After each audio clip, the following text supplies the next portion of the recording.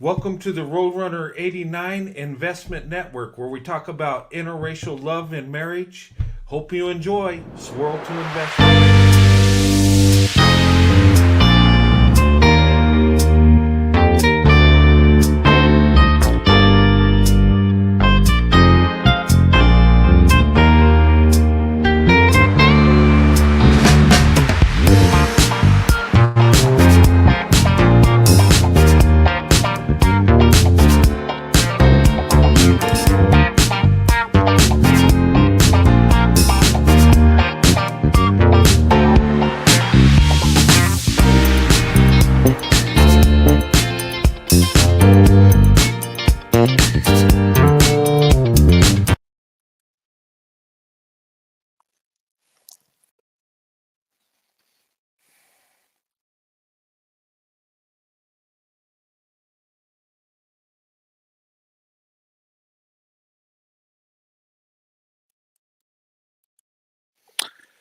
All right, welcome to tonight's show. Good to see everybody coming in. I was a couple minutes late, not too bad, 2 minutes. I want to welcome you to tonight's show, and what I'm going to be talking about tonight is Black women's contributions to our great nation, and that's yesterday and today. I'm going to show you a couple videos tonight. I'm going to show you a news report. And I'm going to talk about one of the ladies that you probably know. She was in the NASA space program and, did amazing things. And if you guys seen the movie Hidden Figures, it's a good movie. It's a true story. And this woman was amazing. She was a great mathematician. She was a genius. Let's put it that way. And a lot of women actually worked for NASA back in the day.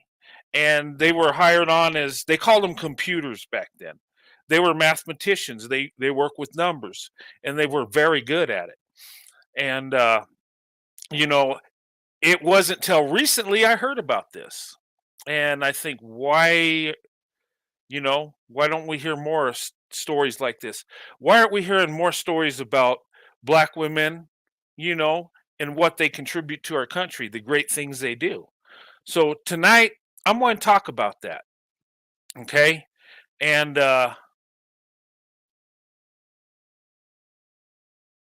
what's that? There were several Black women, you're right, that worked for NASA. And but anyway, I'm going to show you a video, okay? And it talks about this woman. Her name's Katherine Johnson, okay? She passed on about 3 years ago, 2020. And when I looked at it, born 1818, so 102 years old. So that's pretty good.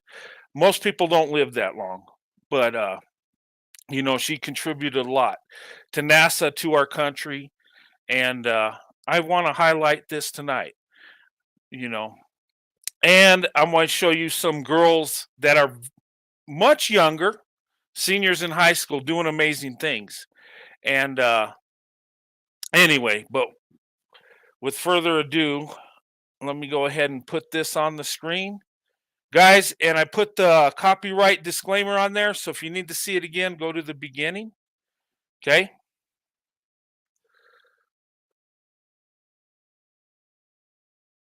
Yeah, 1918. I'm sorry. That would be 202 years old. 1918 to 2020. Yeah, thanks for the correction. Okay. But anyway, let me go ahead and add this. Work. But little did I think it would go this far. Katherine Johnson. Katherine G. Johnson. Katherine Johnson.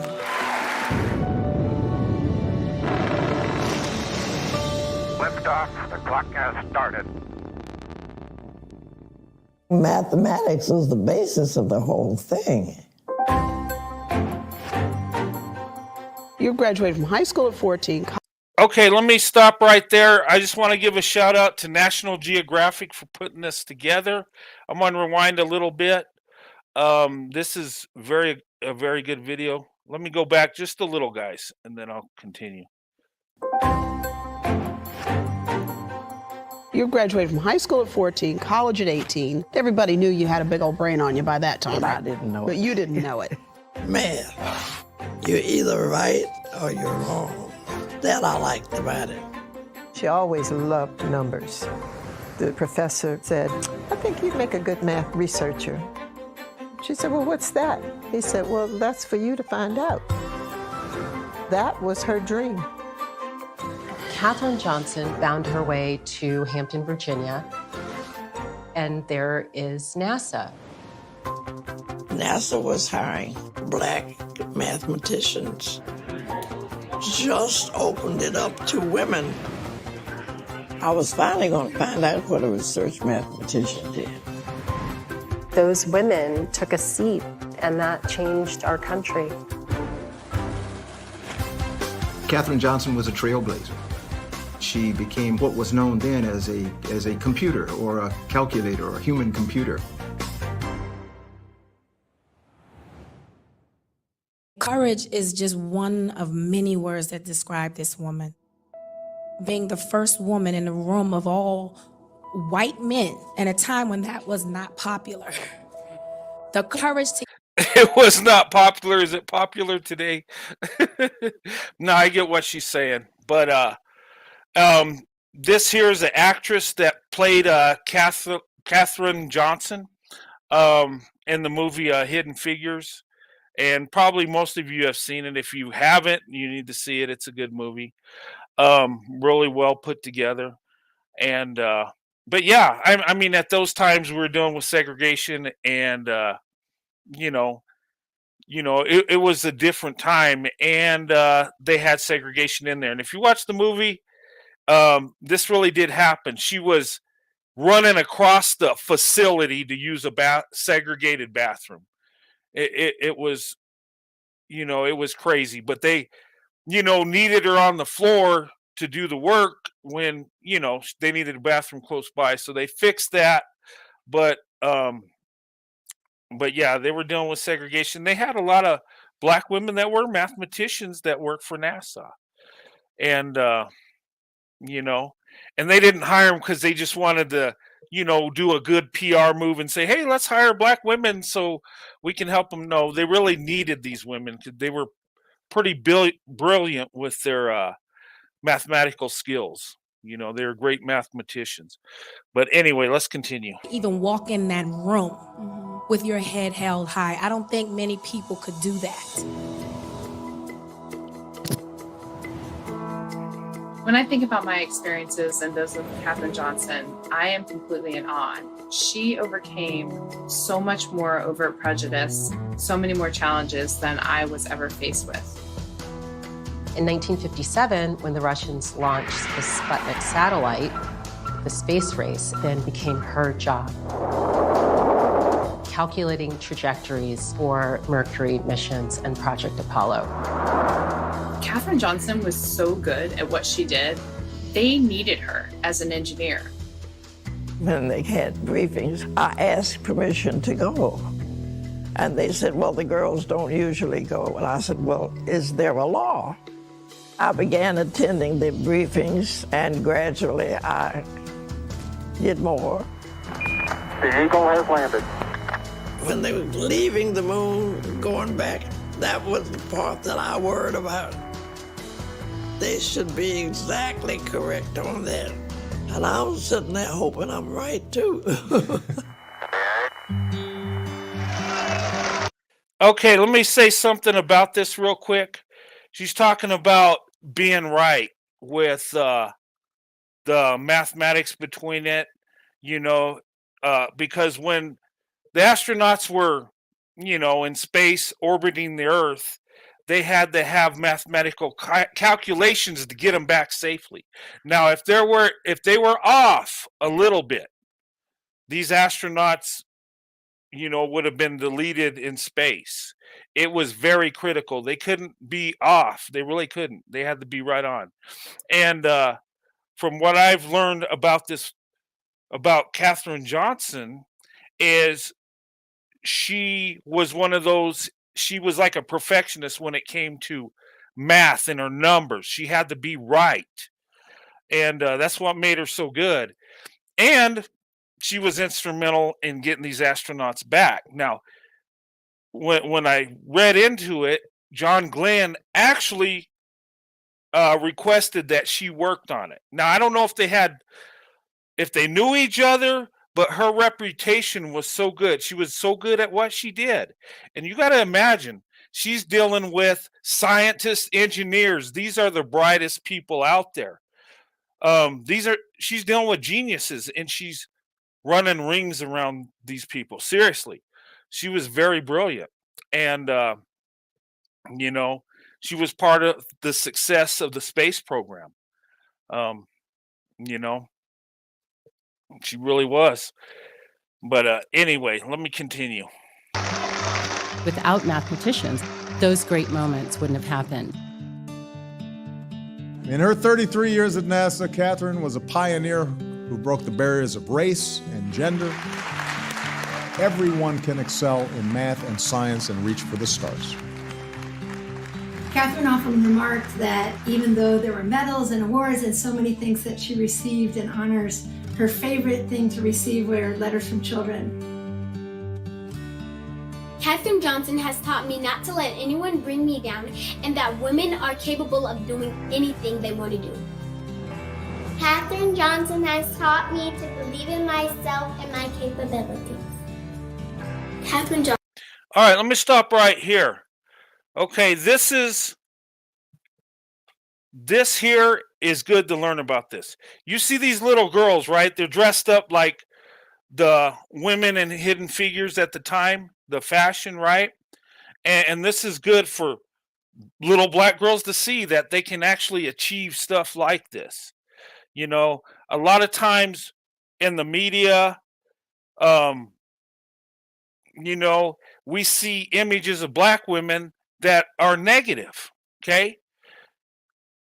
People aren't talking about Katherine Johnson a lot. They're not talking about the awesome things that black women have done. This is what should be talked about. Because you see these little girls here, right? They're thinking, wow, she did it, I can do it. You know, and confidence is everything. Of course, they got to work hard. I mean, Katherine Johnson is 1 in a million. You know, most people ain't going to be as smart as she was. They're just not. Okay, but they could still be successful. This is a good image for black women. Why isn't the media pushing this forward more often? You know, I mean, and it gives young black girls, you know, confidence. And not just black girls, young girls, period. Okay? This is something we need to put more emphasis on. This is the images we need to show about black women. Okay? There's been too many negative stuff, too many stereotypes, generalizations. These women were brilliant women. They were very smart, very educated. They had it together. They had an impact on our country. And we really don't focus on that. And it's a shame. Anyway, let's continue. Johnson was an amazing African-American female mathematician who changed the world. Because of Katherine at NASA, we've embraced that diversity of thought only improves our capacity to make change both in outer space and here on Earth. Now younger versions of myself don't have to wait until they're an adult to finally hear about her, to let her be a role model in their lives today. My problem was to answer questions, and I did that to the best of my ability at all times. And it was a joy. Okay, you see that, right? All right, born 1918, passed on in 2020. Okay, 102 years. That's pretty good. Most people don't reach that. I think the Bible says what, 70, and anything beyond that is a blessing. That's 70 years. She had 102. So, you know, and it's a shame that they honored her later on in life instead of way back. This should have happened, you know, when they did the statue and honored her and the president gave her an award. This should have happened many, many years ago. But sadly, it's happening now. But the good news is she was honored, and we're learning history, amazing things that black women have done. And you know, she was a pioneer. She was amazing. She was smart. Great mathematician. And if you watch this video, you could just see something that's really awesome about her. She's very humble. You know, as brilliant as she is, she's not boasting about it. She ain't saying, yeah, I changed the space program. I did all. No. She could say that. She could boast about what she's done, but she don't. Very humbled, down to earth. But a lot of times that's how a lot of brilliant people are.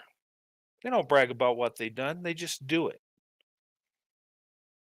You know? But this is an inspiration. This is what we need to see in our media.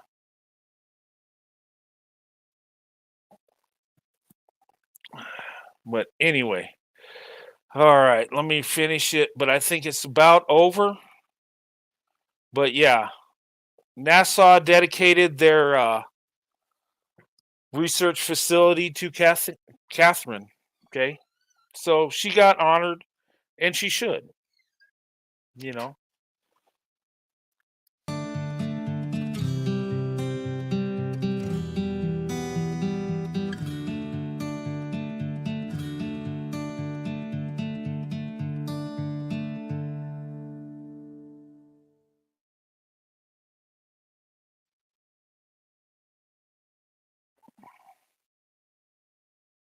Okay. All right. Big thanks to National Geographic putting that together. That was a nice piece. And DOD, what's going on? I see you tagged a video I was on. You can come on here, but just be respectful, okay? I don't want no trolling tonight. This is something, you know, I want to have a good show. I want to uplift black women tonight. Okay. Okay, guys. Now I'm going to show you this news report, okay? And this is really nice. These are two black girls. They're seniors in high school, okay? They go to a preparatory school. I think it's a Catholic school. It's a private school. Very well educated, and they did something amazing, okay? And I want to show this to you, okay? All right, let me go ahead and put this on. He's a scientist. The triangle. Yeah, but you took high school level geometry. I failed high school. Okay, shout out to 4WWL CBS. Geometry. What do you mean? Oh. See, it's the area of A Wow. to B Don't is show going off. to equal C. Don't show off. Yeah, well, I was going to say for a bonus point, do you know the theorem? A squared plus B squared equals C squared. Cerise. What did you draw? IDK. Don't know. Good thing IDK hadn't been invented yet when you were in school. I am sorry. I'm not the science or math person. There are some very smart girls who do know. Far smarter than us. Yes. For 2,000 Yes, far smarter than you guys. years, no one's really been able to prove the Pythagorean theorem using trigonometry, and now two high school students from New Orleans East think that they have cracked it. Sandwich Room shows us. I'm trying to prove it right now. It takes a special kind of student to outsmart 2,000 years of mathematicians. At St. Mary's Academy, they have two. It's an unparalleled feeling, honestly, because there's just nothing like it, being able to do something that people don't think that young people can do. Kelsey Johnson and Nakia Jackson just gave a presentation at the American Mathematical Society's annual Southeastern Conference. They say they've proven that Pythagoras' theorem can be proved without circular trigonometry, and it might not surprise you to hear that they were the only high schoolers in the room. You don't see kids like us doing this. It's usually like you have to be an adult to do this. Now, if you're anything like me, math is not your best subject, so we're both going to do a little refresher on this one. Now, it starts with trigonometry, and trigonometry is based on Pythagorean theorem, a squared plus b squared equals c squared. That all sounds familiar, right? Now, what they did, and that they said couldn't be done, is that Pythagorean theorem could not be proved using trigonometry. That is what is known as circular logic. An idea can't prove itself. But what Kelsey and Nakia did is that they were able to prove Pythagoras' theorem without using circular logic, but they did use trigonometry. And if you're wondering how two high school seniors figured something like this out, well, it all starts with the teachers who challenged them to do the impossible. Yeah, like our slogan is no excellence without hard labor, so they definitely push on that. Okay, pretty amazing, right? These girls figured out something that hadn't been figured out in 2,000 years. Let that sink in. These are teenage girls, seniors in high school. Okay, they did something amazing. Is there something that's kind of connected in a way to Katherine Johnson in her time? Very smart. These girls are very smart like that. But they're mathematicians. Katherine Johnson was a great mathematician. These young girls, or these young ladies, are great mathematicians also, right? They figured out something that many mathematicians haven't. And they're in high school? I mean, their life is ahead of them. How much can they accomplish? They've already set the foundation at their young age. I mean, the sky's the limit. You know? It's amazing. Now, will we see these young girls in the future doing something amazing for our country, like Katherine Johnson? I don't know. Maybe. Very possible. Okay? This is images of black women that need to be shown. Okay? We don't need to see comedians like Tiffany Haddish in movies acting crazy, acting loud, over-sexualized. We need to see stuff like this, where actual black women are solving problems and contributing to our country, to society, making it better. Why aren't these images put out there? I know they did a news report about it, and, everybody, gave them praise that they deserved. They did something amazing. These girls are disciplined. They're educated. And they're so young. Most of us, it takes us years to pull our head out and figure it out. They're doing that at their young age.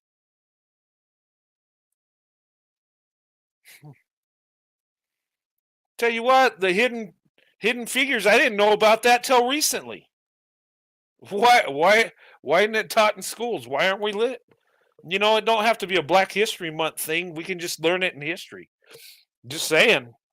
I mean, these are ladies that are contributing. Now, they're young.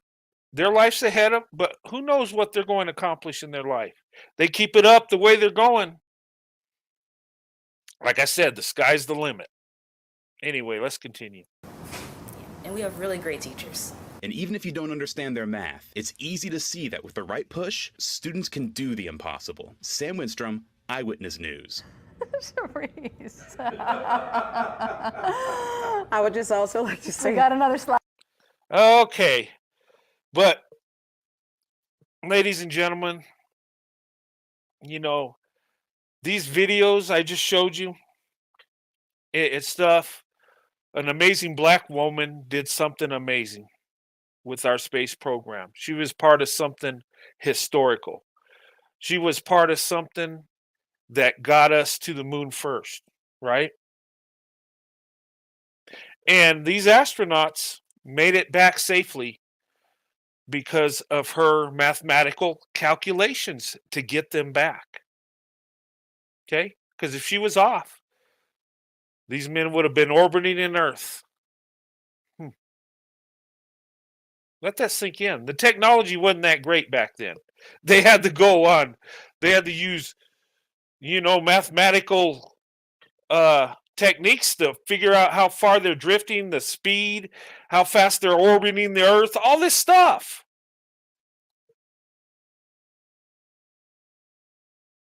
And it's amazing how humble that woman was. She did so many great things, and she wasn't boasting. She didn't have a big head. She was down to earth. She's like, well, I just wanted to be right. Yeah, she was right. Thank God she was right. And then these two young girls in high school, wow, already doing amazing things. Figuring out something that hadn't been figured out in 2,000 years. It's amazing. I wonder how many news reports are going to be about that. Anybody want to guess? Okay. Now, I'm going to show you some pictures of some women, black women today that are successful, okay, in our government. Some are faces you know. Well, you probably know all of them. But I just pick random black women that are successful, right? And you'll know these faces. But I want to talk about these ladies, okay? And these black women, some of them are conservative, some liberal. But they got one thing in common. They're successful, professional black women. Okay? Let me go ahead and show you the first one. All right. Let me see. Who should I show first? Okay. You guys know who this is, right? This is Ketanji Brown Jackson. Okay? She's the newest Supreme Court justice. Okay? And that's a picture of her and her husband kissing her on the head when she was nominated to the Supreme Court. And she's the first black woman to be on the Supreme Court. Okay?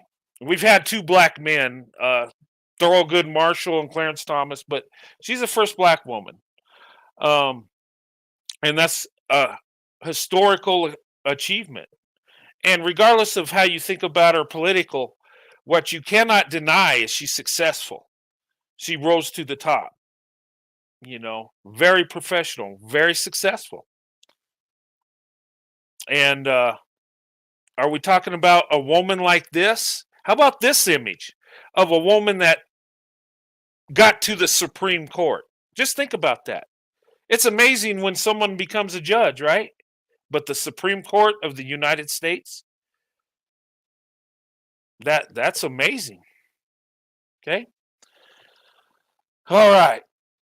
Now, the next one on my show, okay, I'm going to start with the Democrats first. Okay. All right, you know who this is, right? This is our vice president, Kamala Harris. Okay. Now, she is what, our 47th vice president? And the first woman vice president, first black, well, I think she's biracial. I don't think she's not fully black. She's I say first biracial, but kind of like Obama, our first biracial president. But yeah. Anyway, but you know who she is? Well, regardless of what you think about her, okay, and I'm not going to give my opinion, but she is a successful black woman. She rose to the top. She's up there running our country with Uncle Joe, okay? Takes a lot of education to get where she got, political success along the way, and then being nominated. But very successful, right? Okay. So everybody knows who she is. All right, next. All right. Does anybody know who this is? I bet a lot of people don't know who this is. Somebody want to tell me in the chat who this young lady is? Nobody knows? Okay. This is Kim Klacik. Okay. She's like a rising star in the Republican Party. She's a conservative.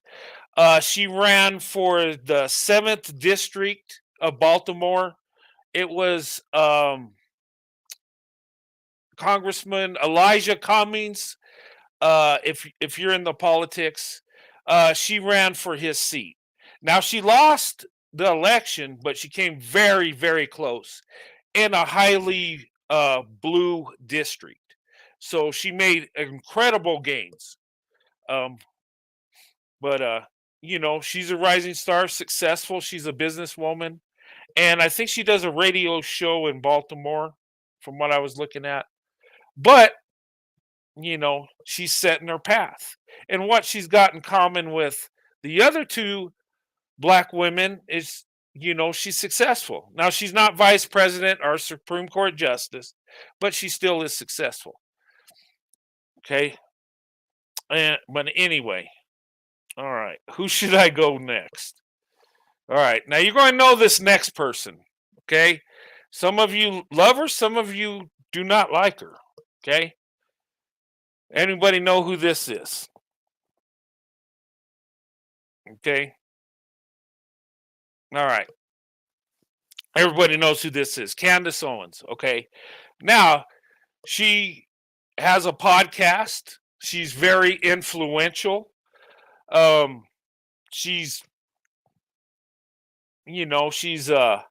right leaning, heavy right leaning. If you follow her, you can see her sometimes in Congress. She's been in hearings and stuff. She's not a politician. I think one day she probably will be, but not yet. But you've seen her.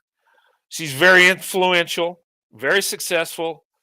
What she has in common with Kamala Harris, Ketanji Brown Jackson, and Kim Klacik is they're all married to white men.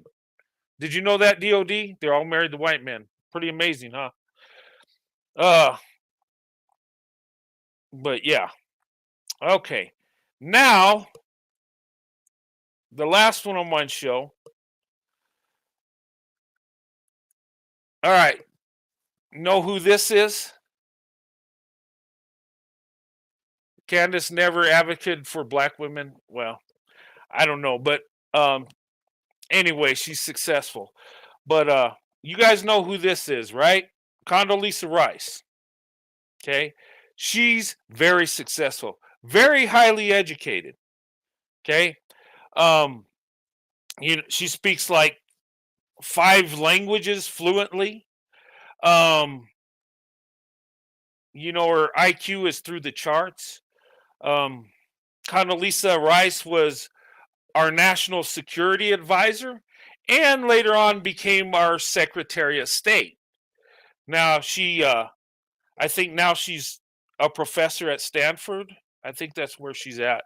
But you'll see her every now and then. But she plays the piano very well. And this woman, I was so impressed by. When I looked at her and studied up on her, I named my youngest daughter after Condoleezza Rice. I did. And what happened is when my wife was pregnant with my youngest daughter, I wanted a unique name, right? Something different. So I turned on the TV, the news was on. Bush was president back then, and he had this black lady next to him, and he was going to nominate her as the security or as the national. Gosh, I can't even. He was going to nominate her to his cabinet, national security advisor, right? And I saw the name Condoleezza. So I was like, man, that's a neat name. It's unique. Not many people have that name, right? So I looked into her, seeing what she's about. And this woman's amazing. Her education is through the roof. She's very successful. Speaks like 5 language fluently.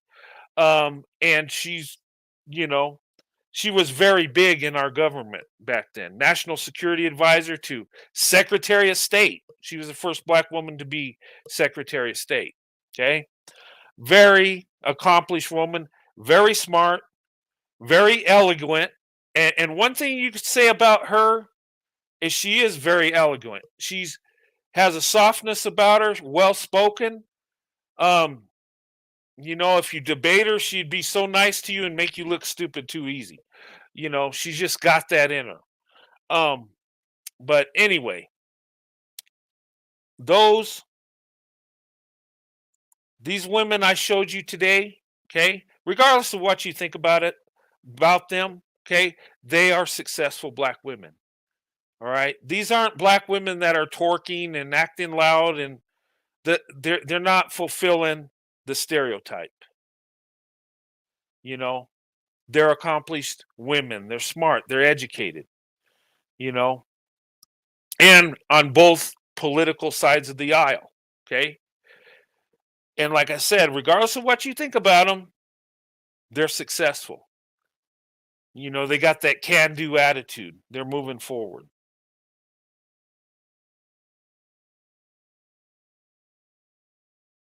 You know, but anyway, I'm going to go ahead and put up the link if you guys want to come up. Okay. You want to speak on this? But I just wanted to show you some black women that are successful, black women that are doing amazing things. Okay. And like I said, black women are contributing a lot to our country. We have black women running our government right now on both sides of the aisle, Republican and Democrat, right? Conservative and liberal. Okay. Says a lot about black women. But how many times do we talk about this? How many times do we put forth these images?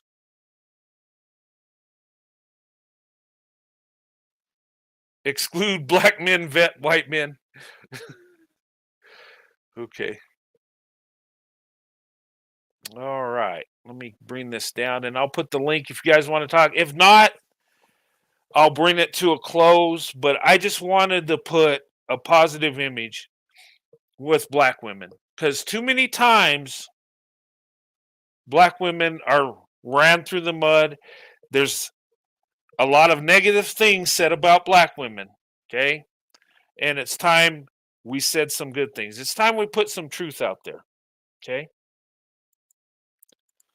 All right. I'm just taking the stuff off my thing.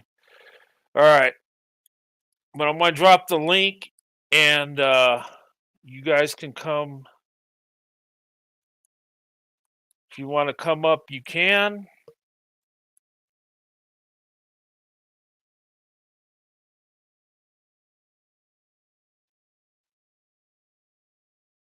Okay. All right. There's the link, guys. If you want to come up before I shut down. You know, this was sent to me. The video, both the videos were, and I thank you guys for sending me this content you want me to cover, and you know, I like covering positive things about black women. I like seeing, you know, historical things that happen with black women. I like hearing about Katherine Johnson, how she had an amazing impact on the NASA, the space program, right? And we know she wasn't treated, we know she had to go through discrimination and all that crap back then. I get it. But even though she did, she still was successful. She didn't let that put her down. She didn't let that interfere. Okay. All right. You praise black women. Come on. Did you come on here to tell us that you praise black women? I'm glad you do. We all should praise black women. And look, we should lift up black women. Okay? Black women right now in our country, well, in the world, a matter of fact, are the most disrespected and least protected. Malcolm X said it back in the 60s before he was assassinated. He was saying it. And it's still that way to this day. And whose fault is it? Okay, I'm going to tell you whose fault it is. It's all of our fault. Us as men, we need to correct that. And we do. It's black men's fault. It's white men's fault that black women are not protected. Whether you date them, marry them, it don't matter. Us as men are supposed to protect women, regardless. And black women are the least protected. Okay. Anyway, but I just wanted to show you this tonight, and I will be coming on. This week, Sunday at 2:00, I'm going to have a Discord meeting. So, Easy Bake Oven. Okay, I can send those out. This Sunday, guys, I'm going to have a Discord meeting, 2 p.m. Eastern.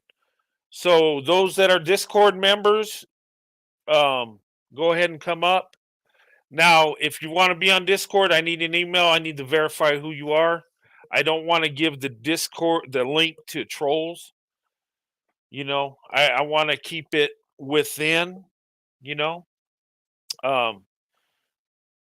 but we're going to have a Roadrunner Roundtable meeting this Sunday at 2:00. So you're welcome to come.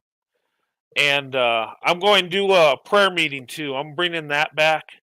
I'm going to try to do it this Sunday also. I'm going to try to have my wife Sandy on there.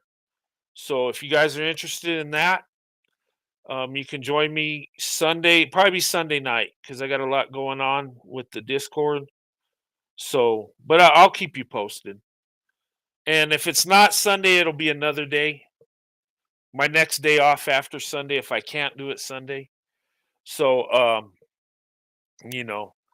but that'll be up there for you guys. But anyway, guys, I'll leave the link up one more time, and then I'm going to close for the night.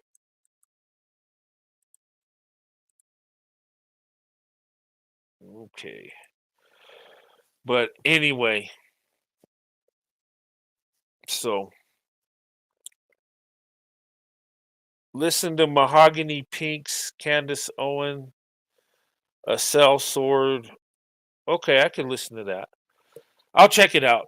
And look, guys, I was just bringing these women up here, to show you women that have different political views that are still successful. Okay, and that's what they got in common. They rose to the top. They had to work hard to get where they're at. They really did. So that's one thing that they have in common. Okay. And I know if we started talking politics on these women, we'd be back and forth, and and that's not what I was trying to do. I was trying to show how black women have a big influence on our country, on our government, and on both political issues. And I think that's amazing. I think that's a good thing. And I wanted to show you what black women were doing back in the day and today. Okay. There's a lot of amazing things black women have done. It wasn't just Katherine Johnson at NASA. Okay. There were several black women that worked for NASA that were mathematicians.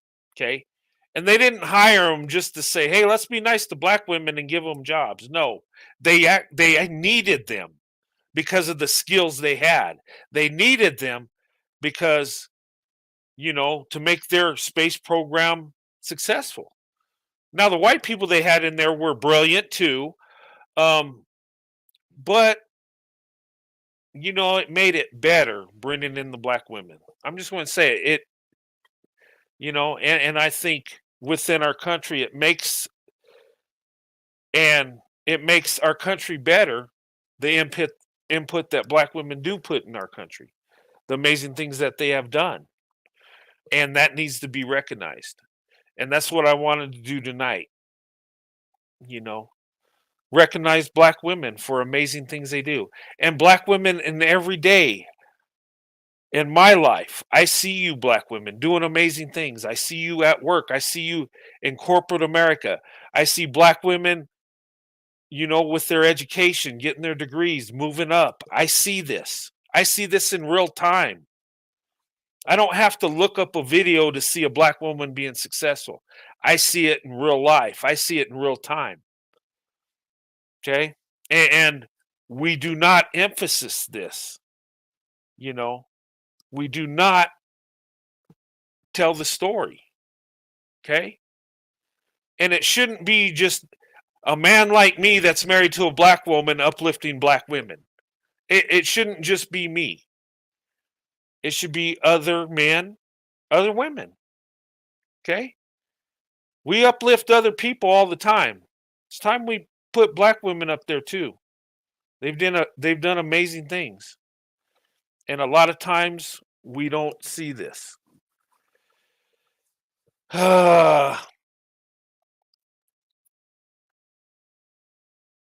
Okay.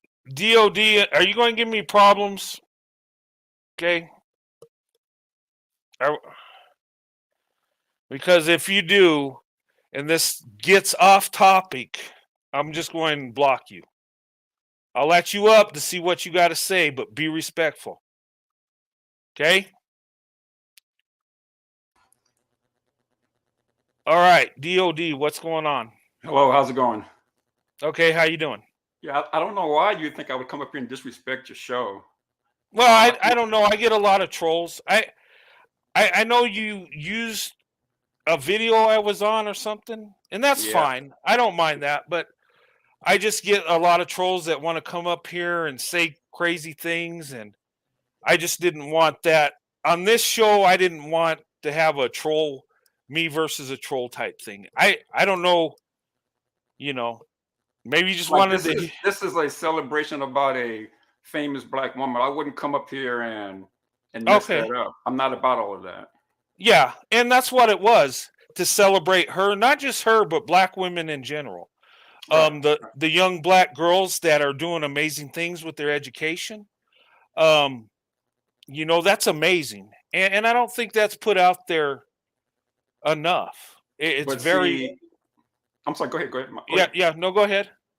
No, I was gonna say, you were kind of shocked when I told you that over on the black side of YouTube, we praise our black women all the time, and it seemed like it surprised you for some reason.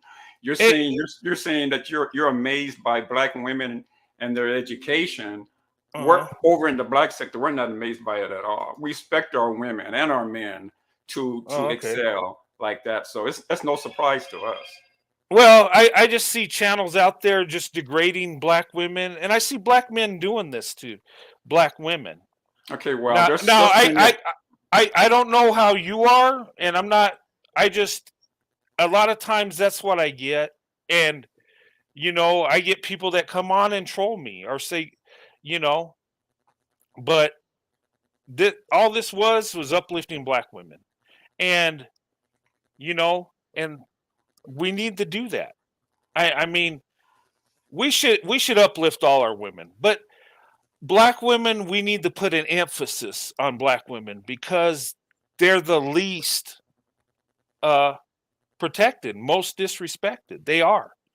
And there's so many factors in that. We could say it's racism, white supremacy, okay, but it's more than that. It goes deeper than that. We have failed black women across the board. All men. And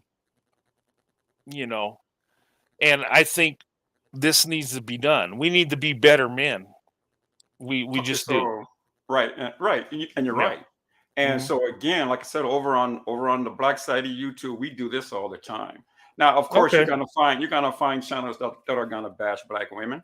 You're gonna find black women channels who bash black men. I've seen white men channels who bash white women and vice versa. I mean, it Yeah. just is what it is. And see, on my channel, that's what I bring up. I bring up the facts that, hey, like the video that I used that you were in and Vincent was in. You guys were talking. Vincent was talking about Yeah, let's not use deleting. names. Right. Okay. But he was Yeah, talking about deleting. He was talking about deleting BLM members when they riot. So I did a video showing Antifa, all white people and privileged white people out there rioting. That's the video that you saw. See, so my Yeah. thing is, if you're Well, gonna let me say if you're that. gonna tell me that black people do something, I can show you white people doing the same thing. Yeah. Okay. Yeah. We're all sinners. I get that.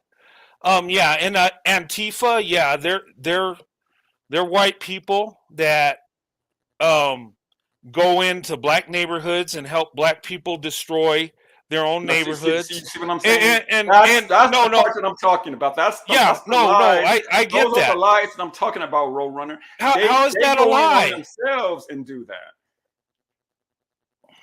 Oh, so they're just going and destroying the neighborhoods You saw themselves. the video. Anybody in your chat, look up Antifa. You'll see nothing but white people rioting and looting and destroying government property and police vehicles.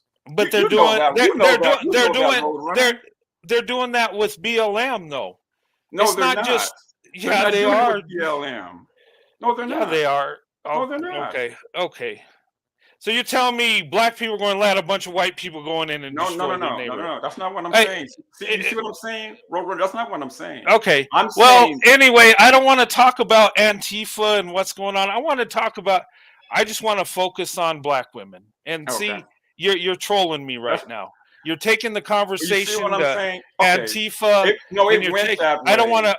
Okay. It went that way. We can go back to talking about black women, but come on, Roadrunner, don't do that. It went that way. Yeah, you brought it there. No, I did not. You said that's what your channel was about.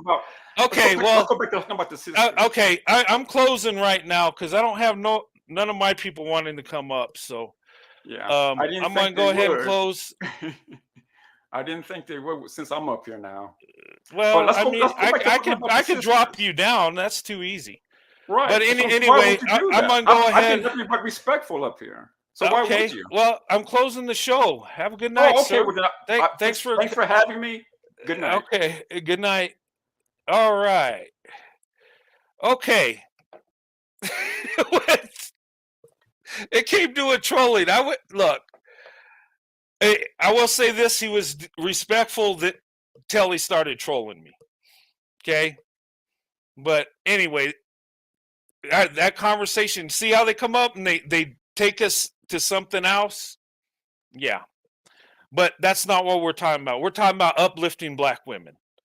And honestly, I don't see a lot of black channels uplifting black women. I don't. Maybe I'm missing it. Maybe I'm not watching enough. I don't see it. I really don't. And I'm not being funny. I just don't. I mean, maybe he says they're there. I don't. I see channels talking about black women being single mothers and how they need to do better. I see channels about black women, how, they're having children and, with a small group of black men. I see black women. I see black women being shamed. I see black women being blamed. I see that all the time. I see black men talking about black women's weave all the time and makeup and stuff like that. Okay, you're out of here.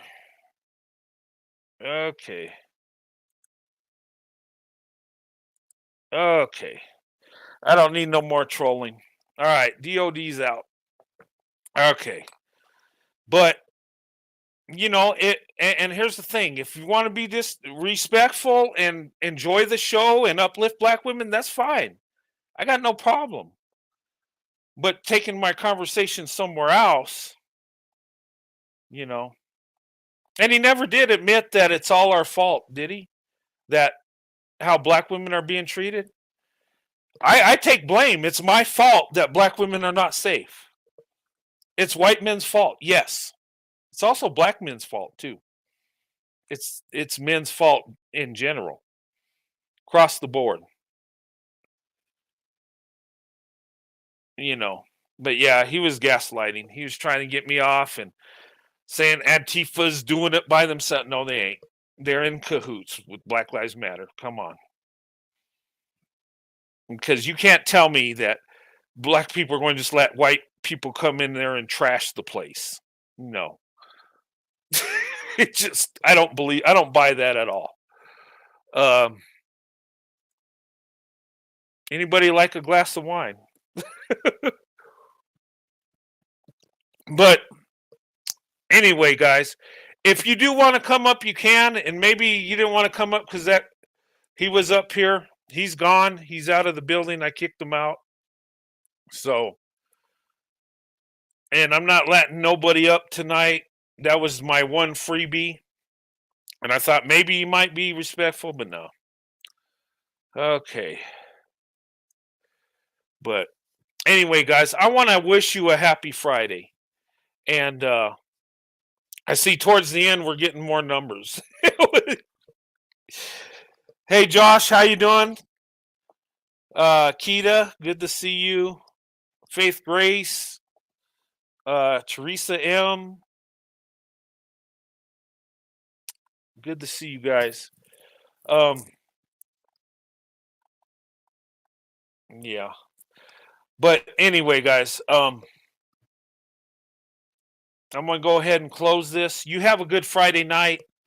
I hope you guys have a good day. Come join me on Discord at 2 p.m. Eastern this Sunday. Okay? We'll have a discussion.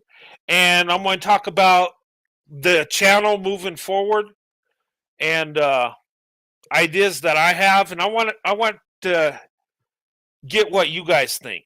Okay? And I want to share my ideas with you. I don't want to put it out here, on live because other people might take my ideas and do it for their own. I got some ideas I think are going to be nice. Ways we can build the channel better. What do you guys want to see? I want to talk about that. The Discord, it's fun. We had a good time last week. That was our first time.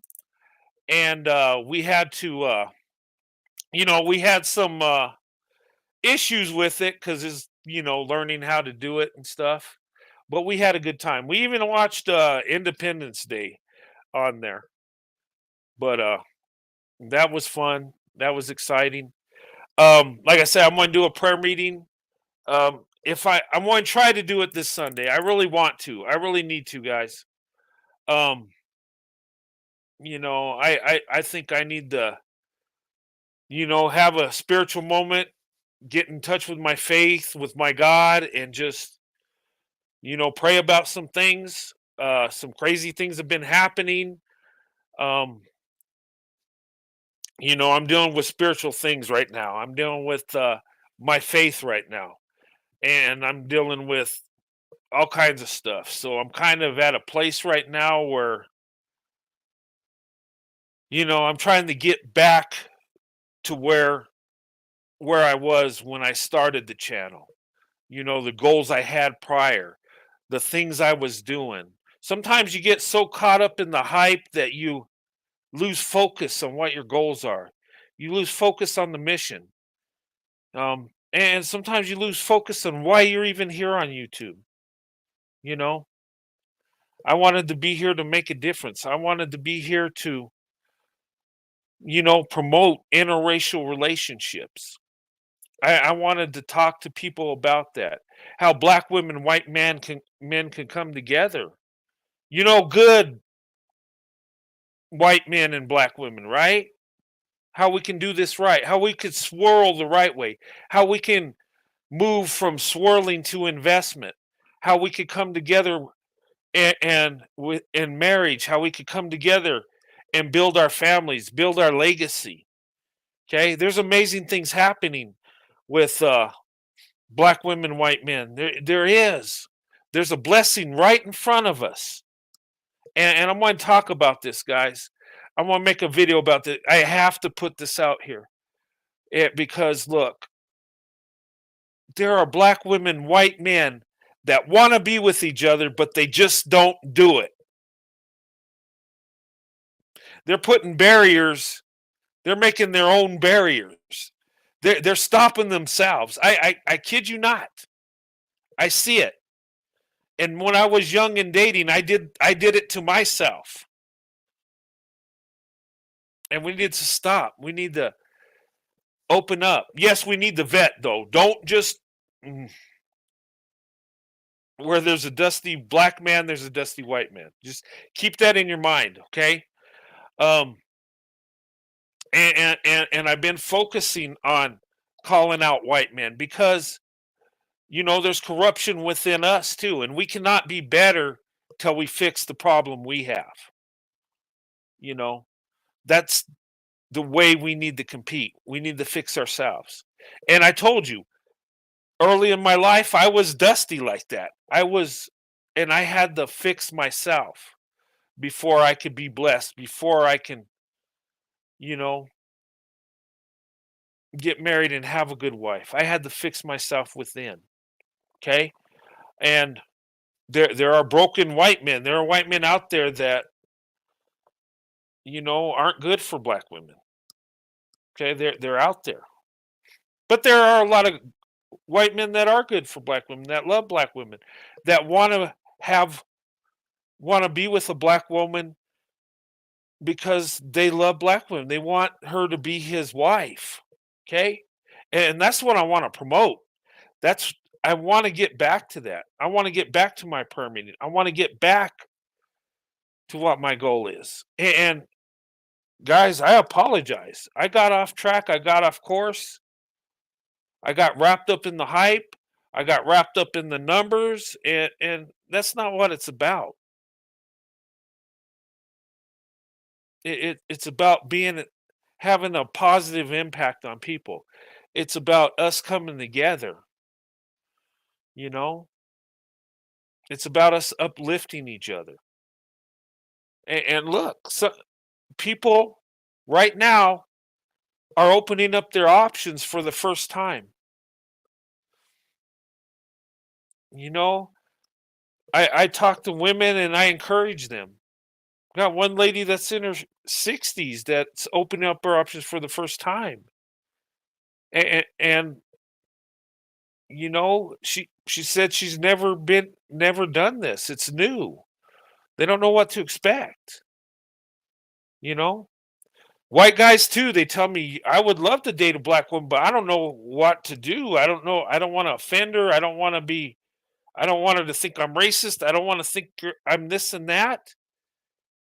And instead of just coming to her with love and respect, they're worried about little things on how they're going to look and just approach.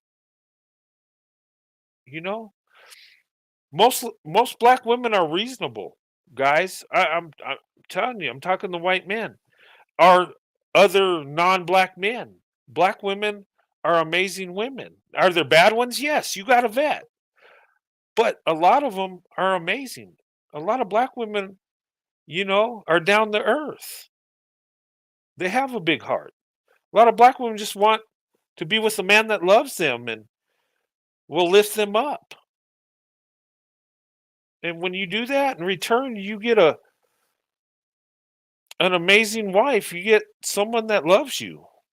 That's what I want to promote. That's, and a lot of times we get caught up in the, going in on the dusties and this and that. And we need to do that. I'm not going to get away from that by no means. But what we need to do is we need to have self accountability. And we need to uplift black women too along the way.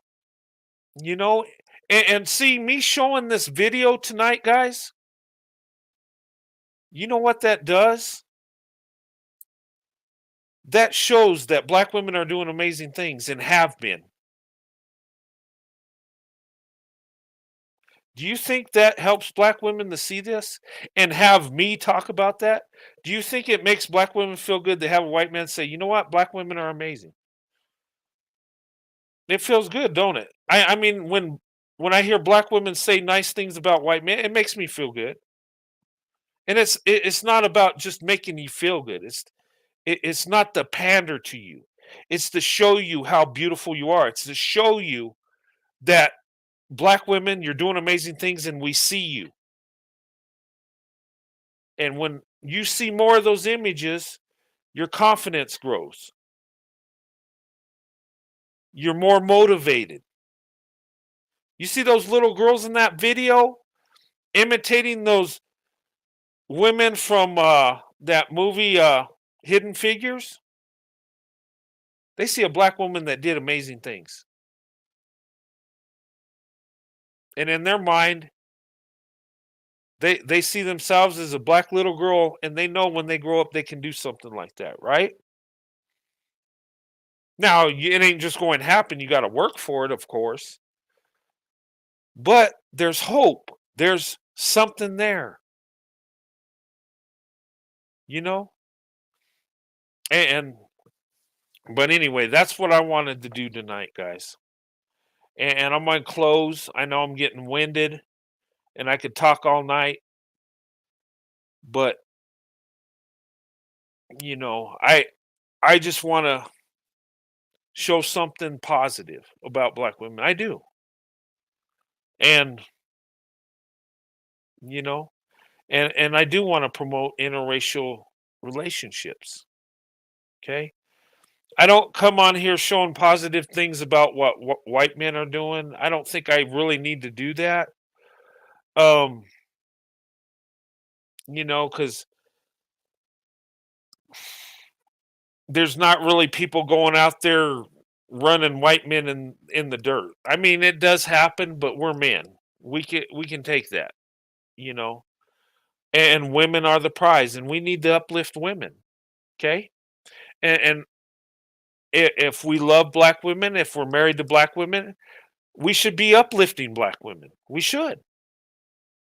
My wife's a black woman, so I should, of course, uplift my wife, but other black women too, right? But and I don't. I'm not telling you anything that's not true. I'm not just fluffing this up so you feel good and just making stuff up. This is real life stuff. Okay?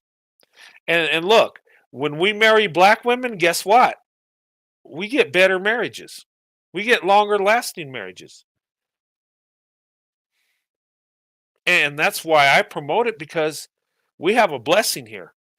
Both black women and white men are benefiting with being with each other. We're both benefiting. And look, we should lift each other up. Okay? It's not that we're pandering to each other, it's we're complimenting each other. And we should do this. You know? And not right off the bat. Just don't be just ladies and gentlemen, don't just go out there and get with a black woman, just say all kinds of uplifting stuff and overdo it. It's okay to tell her, she's beautiful, and and when you have a date, it's okay to say, you know what? It's nice being with you. You're awesome. You're beautiful. You got a beautiful spirit. Nothing wrong with that, you know? Oh, oh, that's sweet, Akita. You know what? If you have one, you let me know. We'll find a way to get to your wedding if you have one, or when you have one. Sorry, but yeah, when you have your wedding, you let me know. We'll be there. Yeah.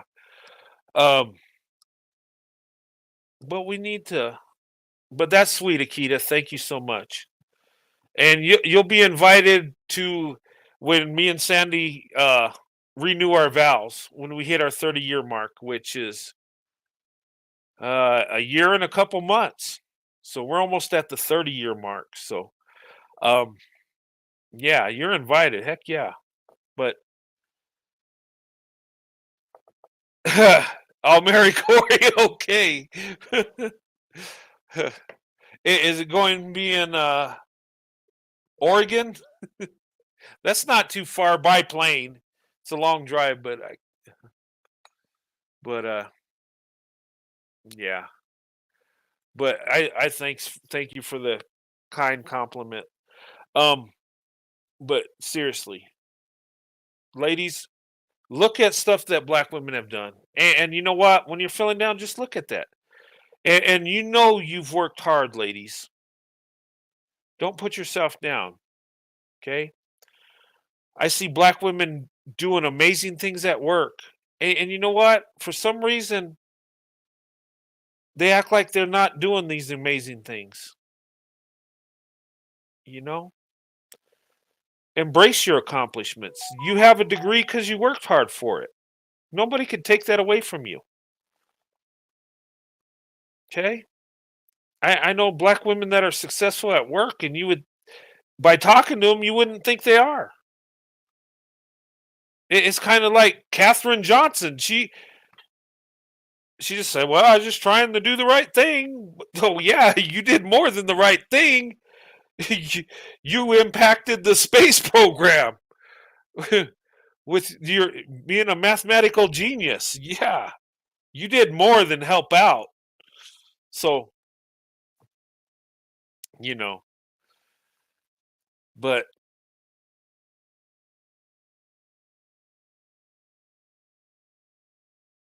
yeah, I did see that. I showed a news report on that earlier. Yeah, that's pretty amazing, huh? 2,000-year-old problem. Two black girls solved it. Like, wow.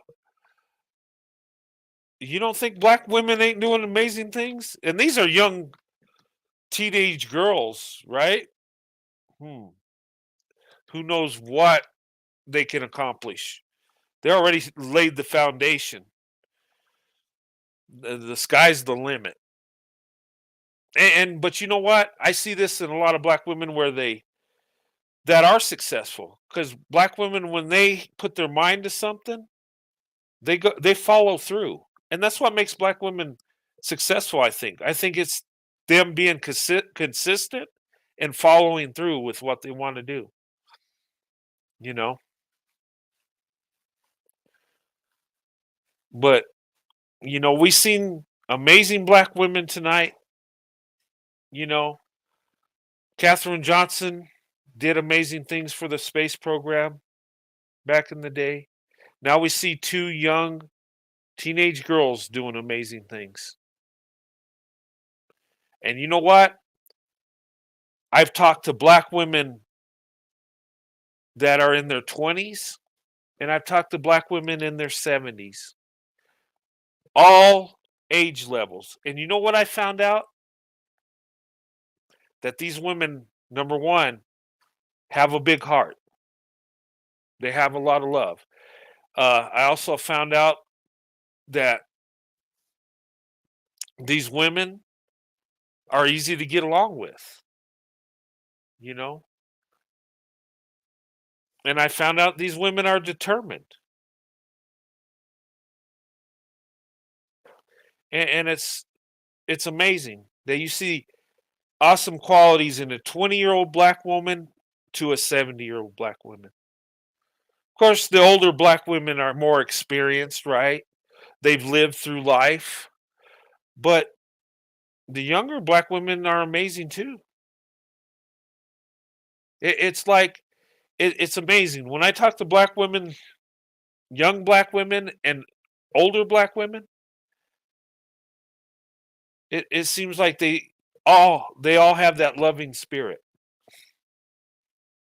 It seems like they're easygoing, easy to get along with, really reasonable. That's what I see. Seriously.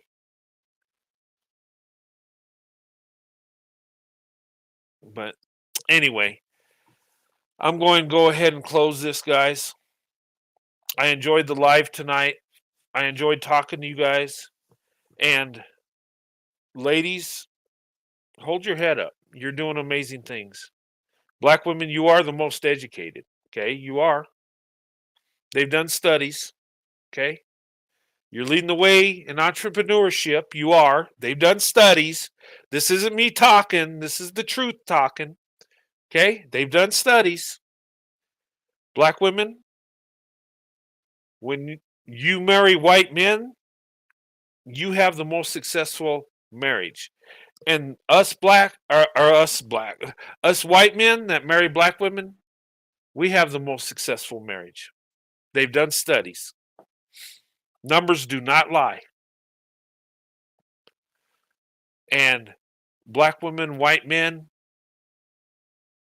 we're meant to be with each other. We really are. A lot of us are. We're meant to be together. It's like, even though we're different skin tones and different cultures, it's like God made us to be together. And I know people are going to say, no, how could you say that? No, I believe it. I mean, I look at my own marriage, I look at other people's marriages, and I'm like, wow. The qualities I talk about my wife, other white men say this about their black wives. And we don't even have to know each other, but we say the same things. That tells you that black women are amazing. That tells you that black women are loving, nurturing. But anyway, I'm going to have to go before I talk all night. But it was a pleasure tonight, guys. I love you guys. Join me on Discord this Sunday. If you want to be part of the Discord, send me an email. Okay. On our Discord, I'm going to create some channels and stuff. And you guys, when we have our meeting, tell me what you want. What kind of channels do you want? We'll have like a movie channel once I figure out how to show these movies. But we'll hash that out. Hey, Stephanie. Hi, How's it how going? you doing? Good. How are you doing? I'm good. Glad it's Friday. Oh, yes. Isn't it awesome? I Yeah. gotta work. I gotta work tomorrow, unfortunately, but it should be an easy day. Get to work, and I wanted to get this live out of the way because I didn't. That way, tomorrow I can work on, my Discord some more, and I want to make a video, and it'll probably be like a 10, 15-minute video, but I want to talk about black women, white men getting together and tearing down those walls we create. And I'm giving you like a preview, and I'm going to talk about how we need to stop explaining why we date each other. It's nobody's business, but I'll go into all that stuff. But Stephanie, it's good to see you.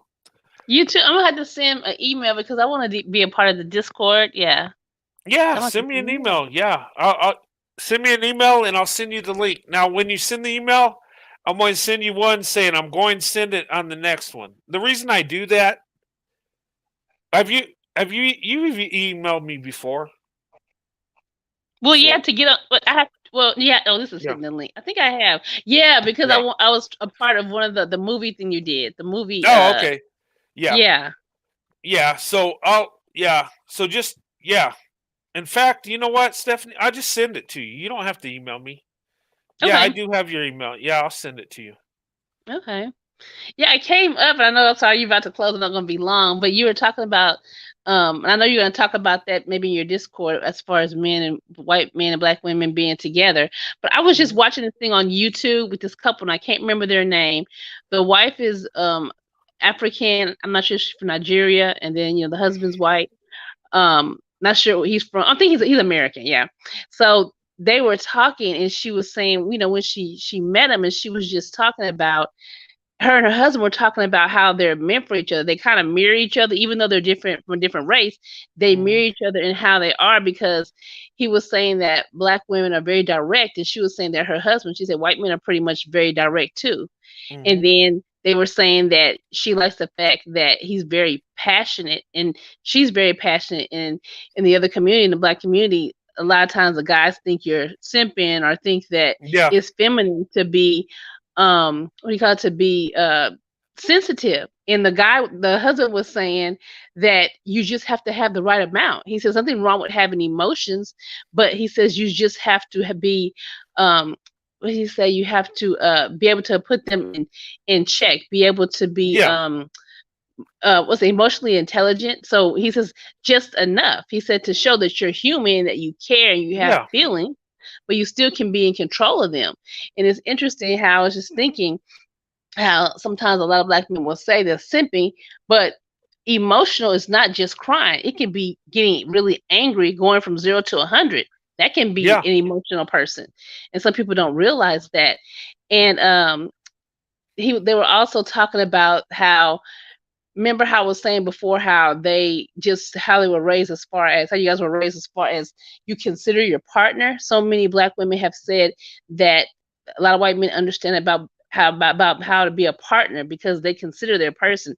She says, if I'm on the phone and I'm going through something, she says her husband will ask, well, what's going on? What do you need? And he'll be really intentional about the conversation.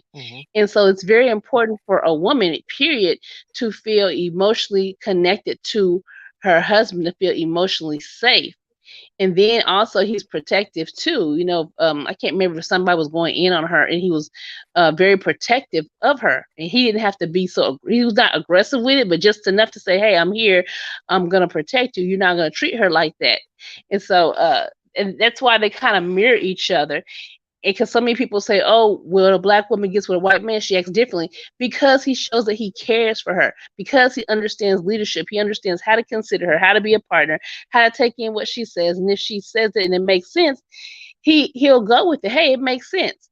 He won't not go with it because she's a woman. He drops more of his ego. Not that any woman or any male is perfect, but generally speaking, it's about the culture, how someone was raised. Yeah. Yeah, and you know what? Showing emotion is not a weakness, and you're right. Anger is an emotion. So, and it's they look at that as like strength. You're mad. You're just flipping out. But if you show love to a woman and you show a little emotion, somehow that's weak.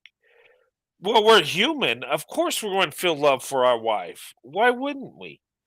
And you know what? If I hug her and a tear rolls down my eye, you know what? That's meaningful. Now, I'm not saying go there and just start crying. Ah! That's stupid. But having a little bit of emotion's a good thing because that shows you love her. And expressing yourself, I mean, you need to do that. Uh, and I tell guys, you're in a relationship, show her you love her. Connect with her emotionally. It goes a long ways. And you get there, you're connecting spiritual, And one more thing I was going to say, sorry for cutting you off because I will forget.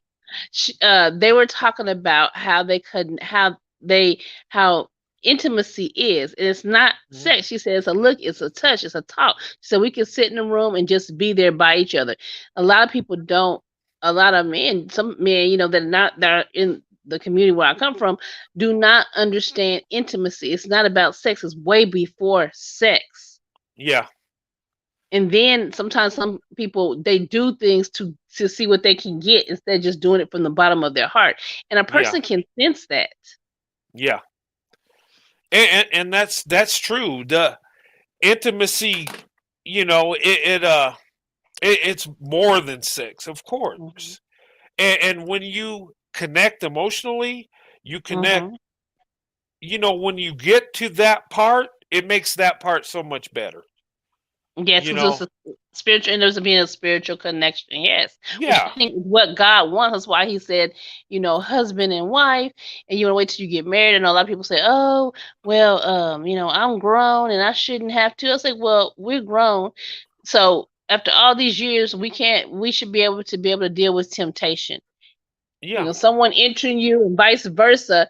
You should want to do that with someone who you're married to. Like they say, oh, marriage is just a piece of paper. Really? Why won't you sign? Because it's more than a piece of paper.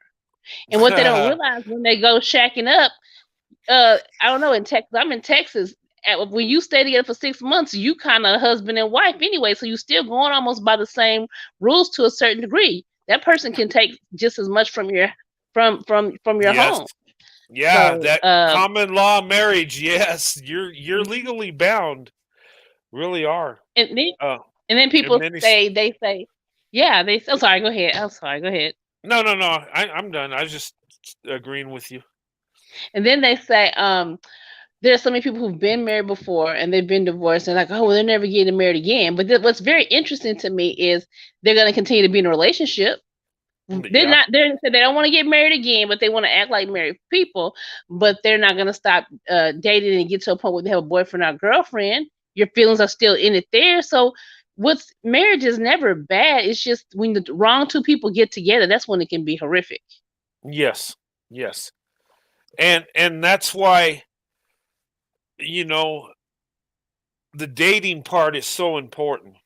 And I've said this, and I talk about swirl to investment, and what that, everybody knows what that is here. It's interracial dating to marriage. The swirl is interracial dating, and the investment is marriage. Um, and dating should be to find out if that person is meant for you and you're meant for them. It should be used as courting. Yeah. People date these days forever, and it's like, okay, what's the point? Um, and you don't get the true love out of it. You don't get the real relationship. You like being with each other, and then you'll hang out, have sex with each other, but that's all it is. And there's no true love. It's just superficial surface stuff. Yeah, it's like short gratification. And that's what lust is. I mean, it feels good at the time, but at the end, it's destructive. There's nothing there. There's no love. And that's why God wants us to be within marriage. So when you do get to the point you're having that sexual relationship, it's more meaningful. It's more than the act, it's spiritual. Yes. And when you have children, not only is your wife in a safe space, but your children are in a safe space because Yeah. they're in the family unit. And that's what we're supposed to do. We're supposed to come together and get married. Yes, we have all these desires for each other as men and women, and there's a time and place for everything. And we need to prioritize it. We need to do it God's way. We'll be better off. We'll be happier too. Seriously. You know what? There was a dating show that I just watched. I binge watched. Holly Davis, I think not Davidson. Holly, I don't know if it's Robinson, her and her husband, and they did the dating show. And the thing that I did like about the dating show is the fact that the women had to dress up for dinner, the guys had to dress up for dinner, and they went on these dates, but they weren't all over each other. You know how some people in these dating shows are having sex and they're all over each other. They didn't even really kiss. I'm thinking that there was some wording that there must have been some rules before, because if the guys would kiss them, he would kiss them on the cheek. And when it got to the end, they decided if that was their king, if they wanted to get married.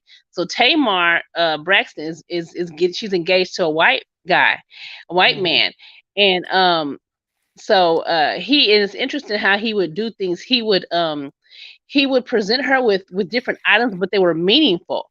And so she said at first he seemed like he was just good with his words and kind of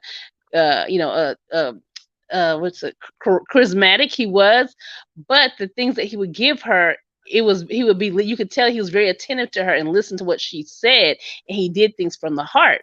And so he was always a gentleman with her. So eventually he got to the nitty gritty of who he was and told her who he where he came from, and she was better able to connect with his heart, and they end up getting engaged, and now they're engaged. Now he's a lawyer, but he does have like 5 kids and like I think 4 baby mamas, which is not the best. No. Yeah, which is not the best. And he said, you know what? I was young, I was stupid, and I'm embarrassed by it. He says, I became a Marine, I turned my life around, I'm a lawyer, and I do pretty well for myself. So anyways, they're engaged, but it was just the interesting part was how intentional he was and how the other guys who happen to be black, they when compared to him and what he was doing, the thought behind it, not because he was giving, but the thought behind it, they didn't understand what was going on. And one guy was like, I'm so used to women coming after me. So selfish, so egotistic. It's like you want to be able to give your heart, but you want to give it to someone who's accepting of it, who will not abandon it and who will not take it for granted. Because then that person is someone who's just wanting to receive and they never want to give. You want to be able to give to your person, that person gives back, but you want to do it from the heart, where it's natural, where you don't even have to think about it because you have that love in your heart. Yeah, and that the ego thing can get in the way of a good relationship, of true love, because when you love somebody, you're not thinking about your ego. You're not thinking about you're totally focused on that person. When you love them, the stuff about you goes out the window. Yeah. And look, I've been that way with my wife, and and it's been that way from when we were dating to this day. There's stuff I want in life, but then when I find out what she wants, I forget what I want. It's about her now. It's all about her. And y'all so busy loving each other and just filling each other's love tank that it's just, it works. Yeah, and you get more out of it.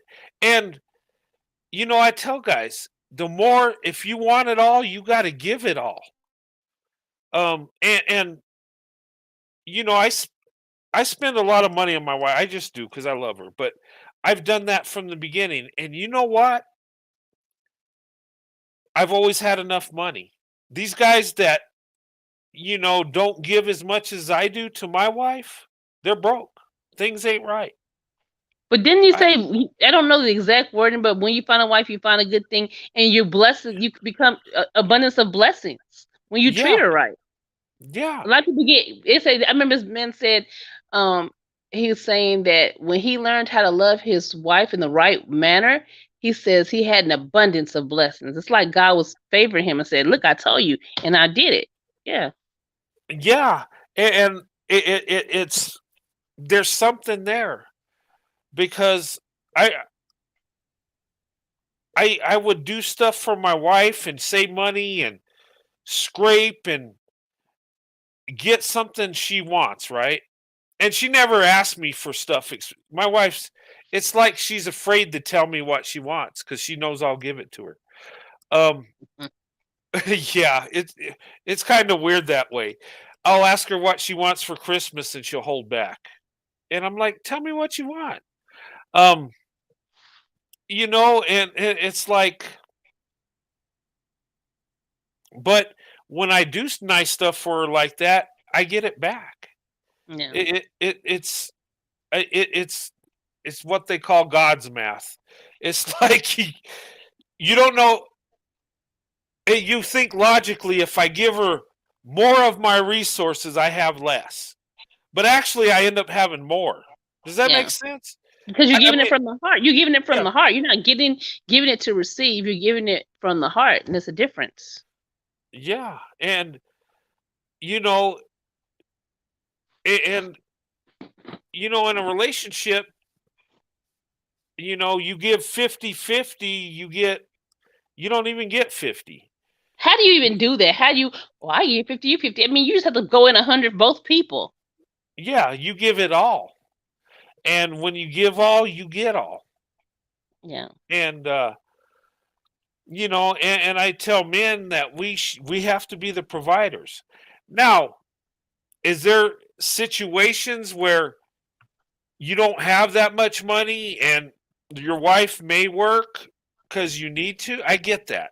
Okay. I'm not going in on people because, if he's working hard and doing the best he possibly can and he just can't make as much, I get it. But a good man will find a way to get there eventually.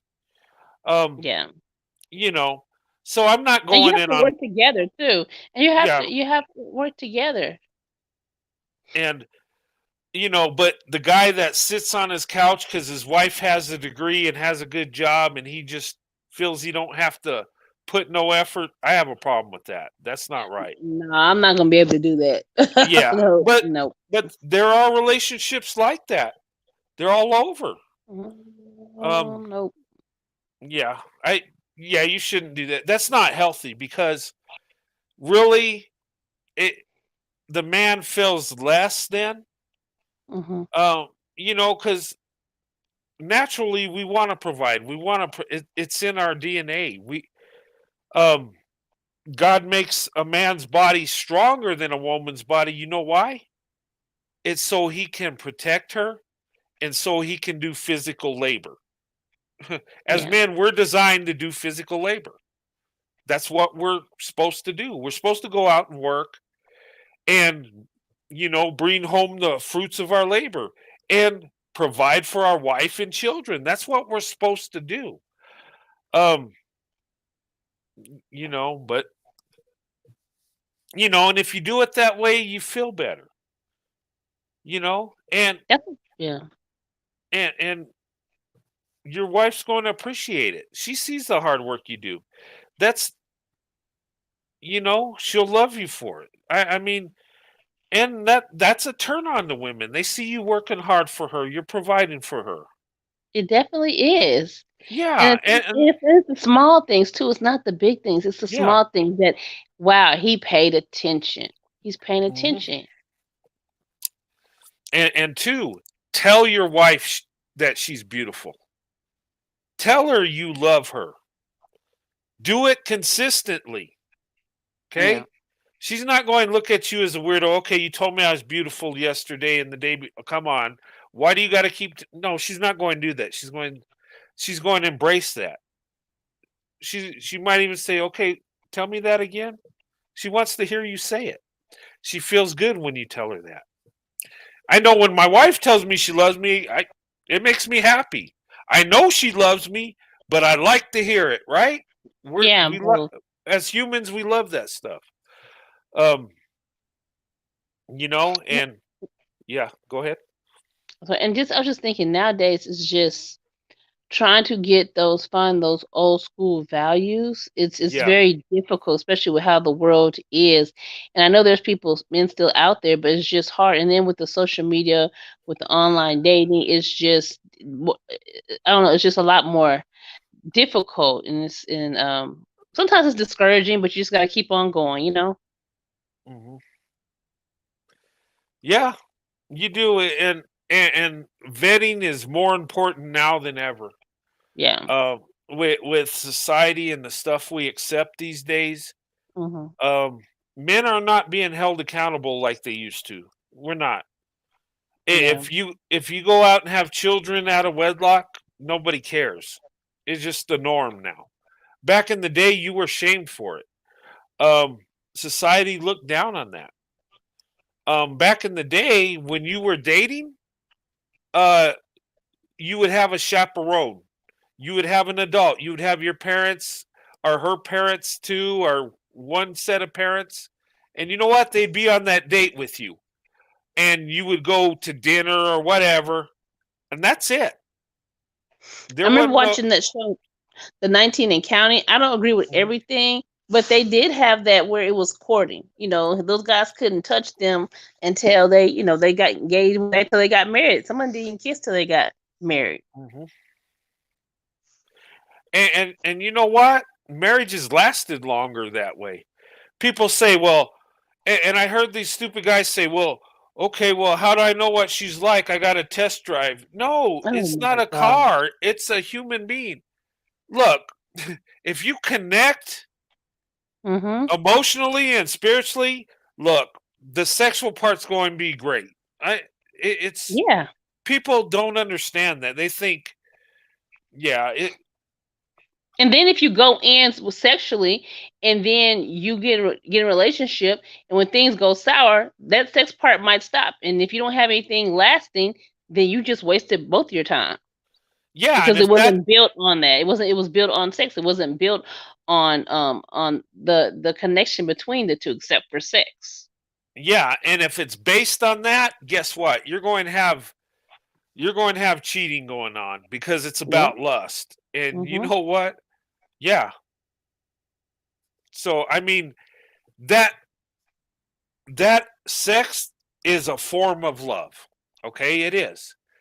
But it's not, that alone is not love. That's supposed to be Okay? the icing on the cake. If Yeah, you know, that's what that's supposed to be. yeah, it's a part of it. Okay? It's not, some people think they're doing that and that's love. No, it's a part of love. But if you don't have true love, then it's corrupted.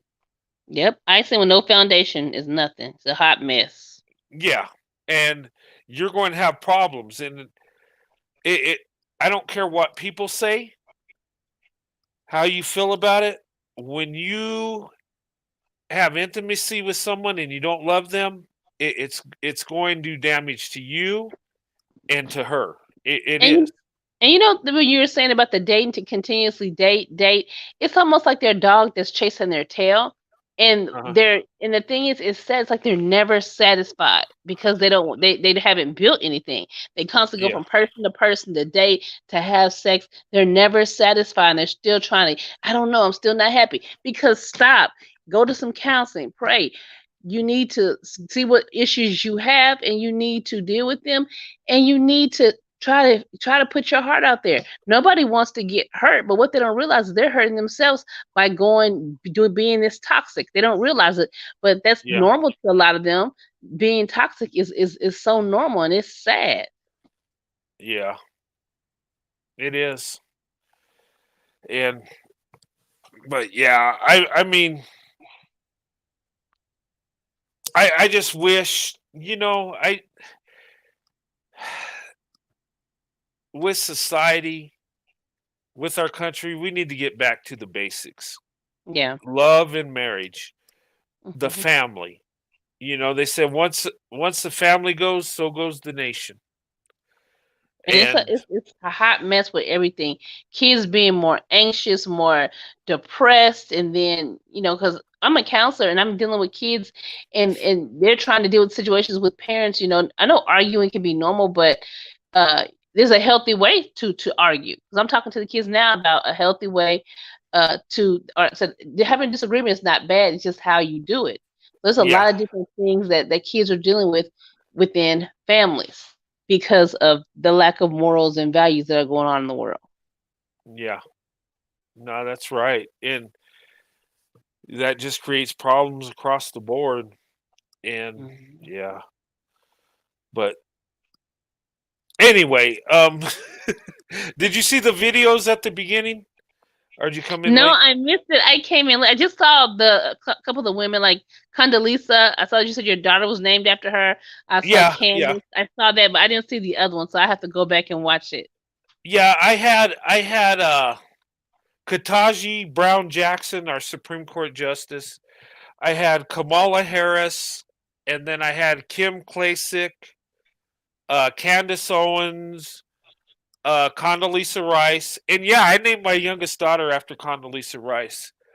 And I just thought that was a neat name. It was unique. And when I learned about her, her accomplishments, her education, I'm like, oh man, yeah, I want my daughter to be like that, highly Mhm. educated, successful.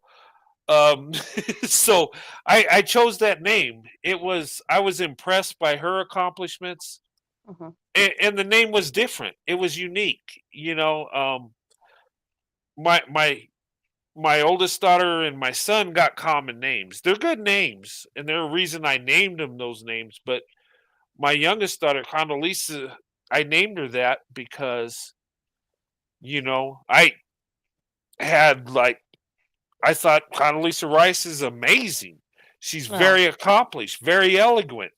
Um, and then the name is unique too. It just um, you know, I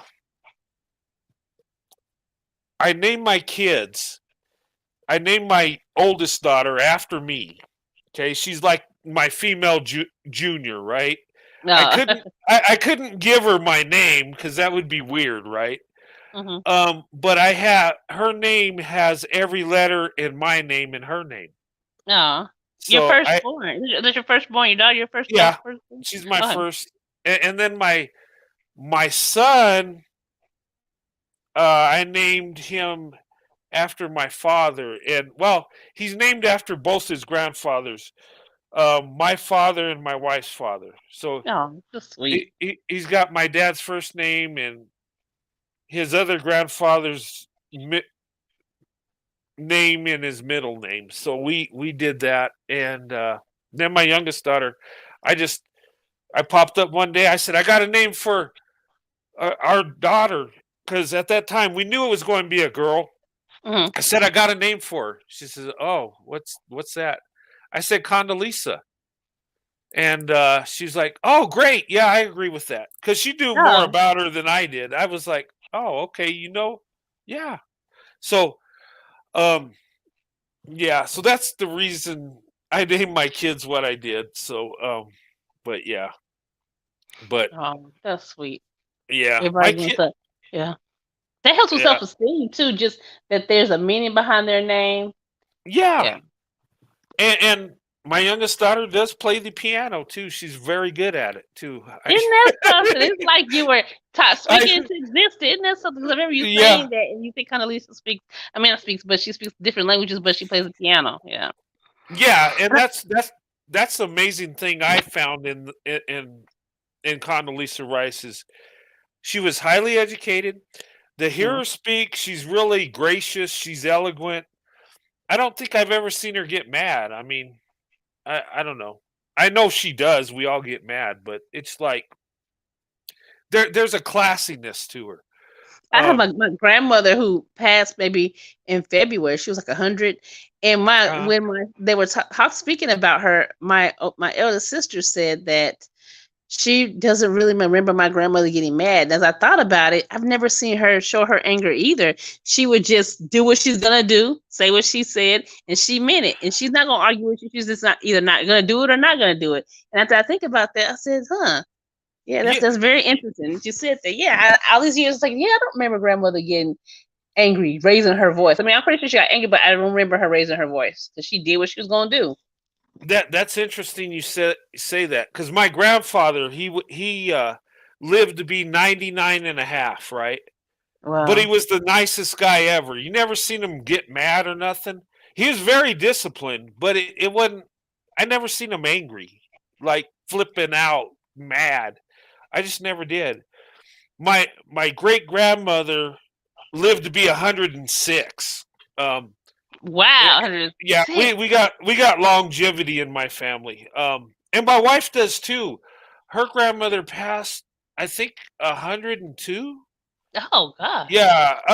But and she says the same thing about her. She's really nice, easygoing, Hmm. and maybe there's something to that. When you live a life where you're just laid back, easygoing, because stress does affect you. It really does. It can create That's true. health problems, right? Hmm. If you get too much of it. I mean, we have stress in our life, but if I mean, too much stress can really impact, your health. And Yeah. maybe that's the key, living a life, a laid back life. I mean, not taking things for granted, but not getting all excited and upset and angry. Maybe we need to work on that as people. Maybe No, you're right. I that's a just think key. it. Yeah, you're right. I was thinking of a time when my sister and I we went to the summertime to my grandmother's, and we were arguing, and she was popping her gum, and she was humming. She's like, "Y'all better stop! Y'all better stop!" She did not raise her voice, but she was not worried about us. Eventually, we did stop, but she was not too worried about us either. I was like, "What is this woman?" Yeah, that yeah. But yeah, I think that has a key. And you know what?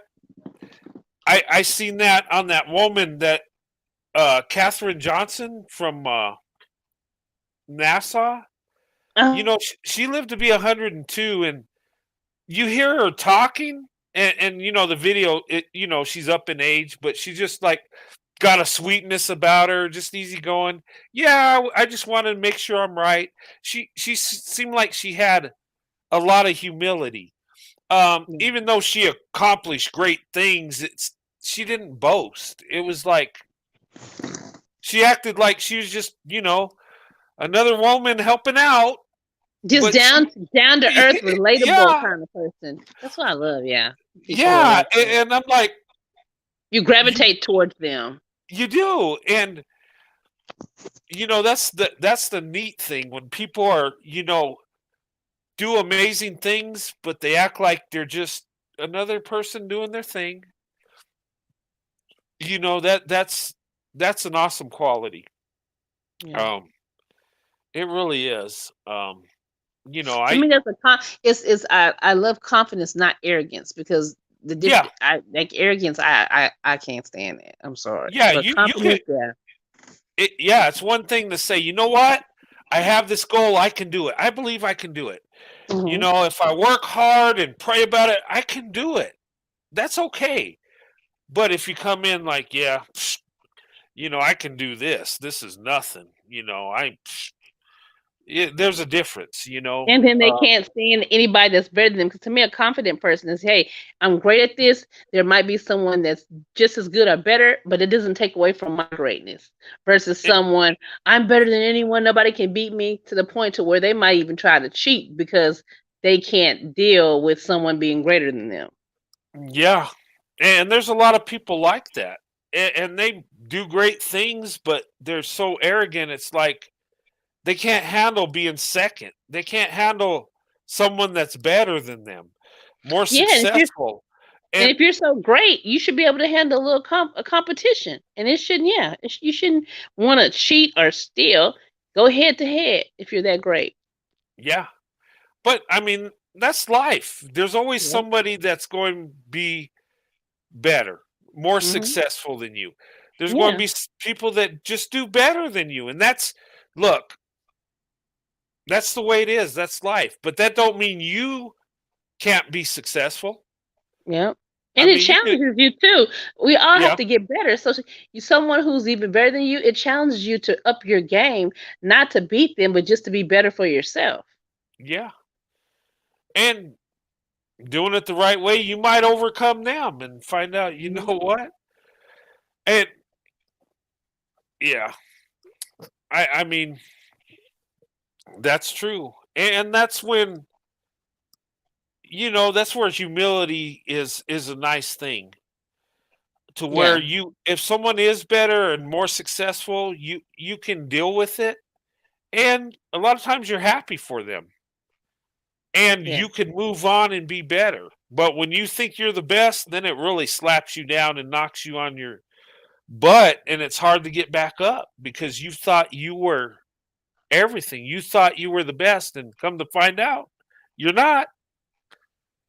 And Yeah. we all find out, you know what? There's always someone more successful. There's always someone that does better. Yeah. But like you said, use that as a challenge. Don't use that as like, oh, to give up. No, of course not. Yeah. But I was gonna say, I'm sorry for changing up. I was gonna say that I said this before. I'm really, appreciative of channels like yours, because there's so much negative said about Black women, so much negative shown on TV, and you try to, Black women try to lift each other up. And I do like the thing that they had with the Black train, the Black girl train, whatever it's called. I love that they had that. But now that we're hearing so many positive things from channels like yours, from men of other communities, it feels really good. It almost feels like, okay, you're not in it by yourself.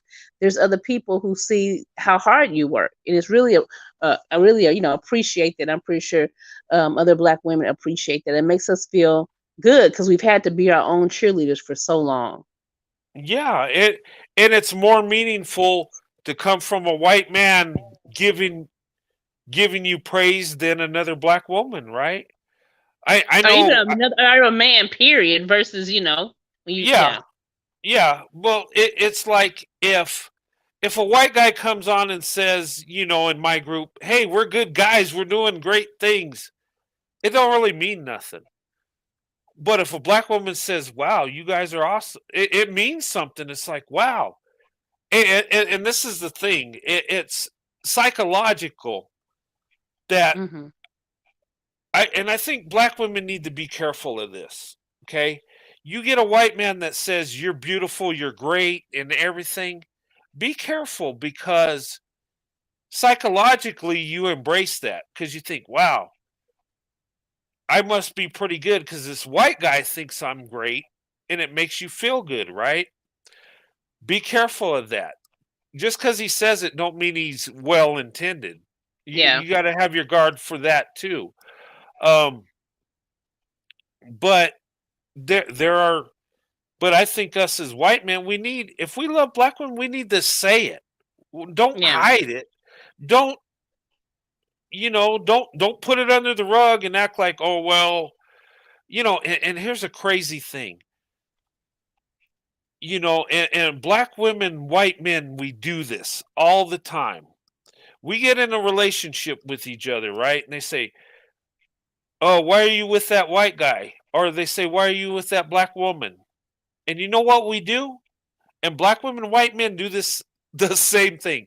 We start explaining why we're with them. Oh, well, she's great. She does this. She has my back. She's doing all this stuff. And it's like we're trying to prove that our relationship's good. And black women do that too. Well, yeah, he's a white guy, but he works hard, he treats me well, he does this. Trying to get the approval or something, yeah. Yeah, like we're trying to get their approval when we don't need to be doing that. But the interesting thing is, I have dated guys like who are out of my community, like Asians, white. I have never been like their girlfriend or anything like that. But it's interesting when you first talk to them. Of course, you see the color, you talk about the culture, but then as you get to know them, you see more of the person and less of the color. Because you're getting to know who this person is.